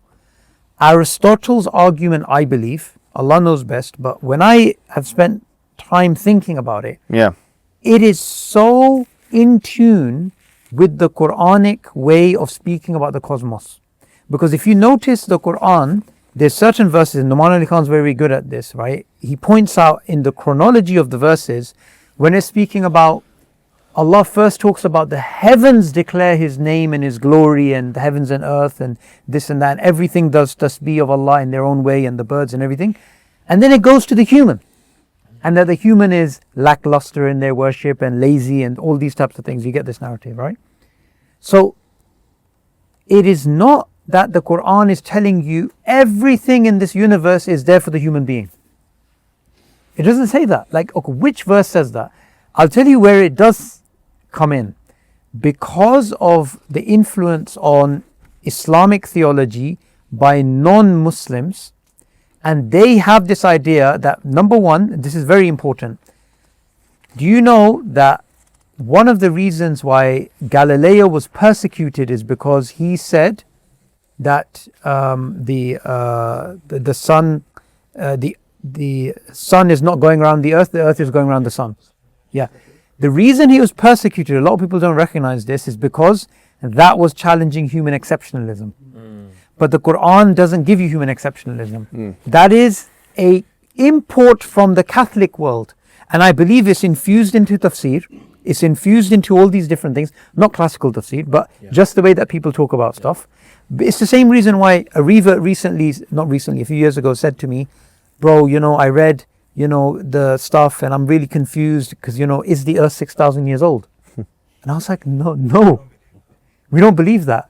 So I think that's what's happened, bro. You need to, creeping in. There's a few things here to consider. Well, we need to look at that. That's an interesting. I haven't looked at that. Yeah. If it is even those things are if Israeli them in the first place as well, because some of them are a bit muddied as well. Yeah. That's right. Even by the way, just one more thing. Even the idea that all species are immutable and cannot transform. We deny macroevolution. This is, I'm not saying it's true or false. I'm saying it's an import from North America, not even evangelical Christians. Yeah. The reason being is because the Western world, and it's obviously been propped by many speakers and even by yourself and Sabur, but we used to say this back in the days of Phil. That's because the Western world has had its fair share of horrible history with the Christendom world, because they just couldn't align with, the idea that the science and the cosmos, it's like two forces, at war with each other. For us, it's not really like that. You know what I mean? In that case. Yeah, absolutely. Guys, I don't want to go further because I think that's too much for today. There's one thing I'll add to the next session, and just remind me to do so, which is he had a very novel argument for the oneness of God, which is different to the Ash'aris and the rest. Okay, it's because the key argument for the oneness of God is called a tamana. Okay, the argument from prevention. Okay, this is the key argument. Everyone agrees with this, but he has a different sort of way of arguing for for oneness of God. So next week when we talk about it, just remind me, because I'll read out exactly what he says and then we can discuss it. But we've covered so much ground today. I mean, so far we've covered three of the greatest thinkers of Islamic history in terms of philosophy and thinking and theology and theophilosophical issues. We've covered Ibn Sina, okay. We have covered Al-Ghazali, and we have covered now Ibn Rushd. We understand how they are complementing each other and correcting each other. And we're focusing on this argument for God's existence and different arguments for God's existence. As you can see, we're going to fine-tuning, we're going into the oneness of God, we're going to the attributes of God. We're not just focusing on just one specific argument. And inshallah, next week we're going to go through Ar-Razi, okay, who is considered by one of my old teachers. His name was Ayman Shahada when I went to SOAS University. He was a brilliant man, to be honest, and he's written probably the most that I've seen secondary source material on Ar-Razi. He's got these manuscripts and these kind of things, but he thinks that Ar-Razi was even more influential than Al-Ghazali. So we'll see if next week you agree with him or not. And with that, we will conclude with Assalamu alaikum wa rahmatullahi wa barakatuh. The Prophet Muhammad sallallahu alaihi wasallam told us that Islam will enter every home. And I'm sure that you, just like I, want to be part of enacting that, manifesting that in the modern age. If you don't already know what the Sapience Academy is, then you should know it's the best, most premium intellectual Islamic academy in the world, with the most qualified personnel in the world, with 100 years combined daʿwah experience, tackling things, by the way, nobody else is tackling these things. Nobody else is going to be tackling the feminism, liberalism, atheism. No one is qualified to talk about these things in as much the same way as the Sapience Academy. Click the link below and enroll now.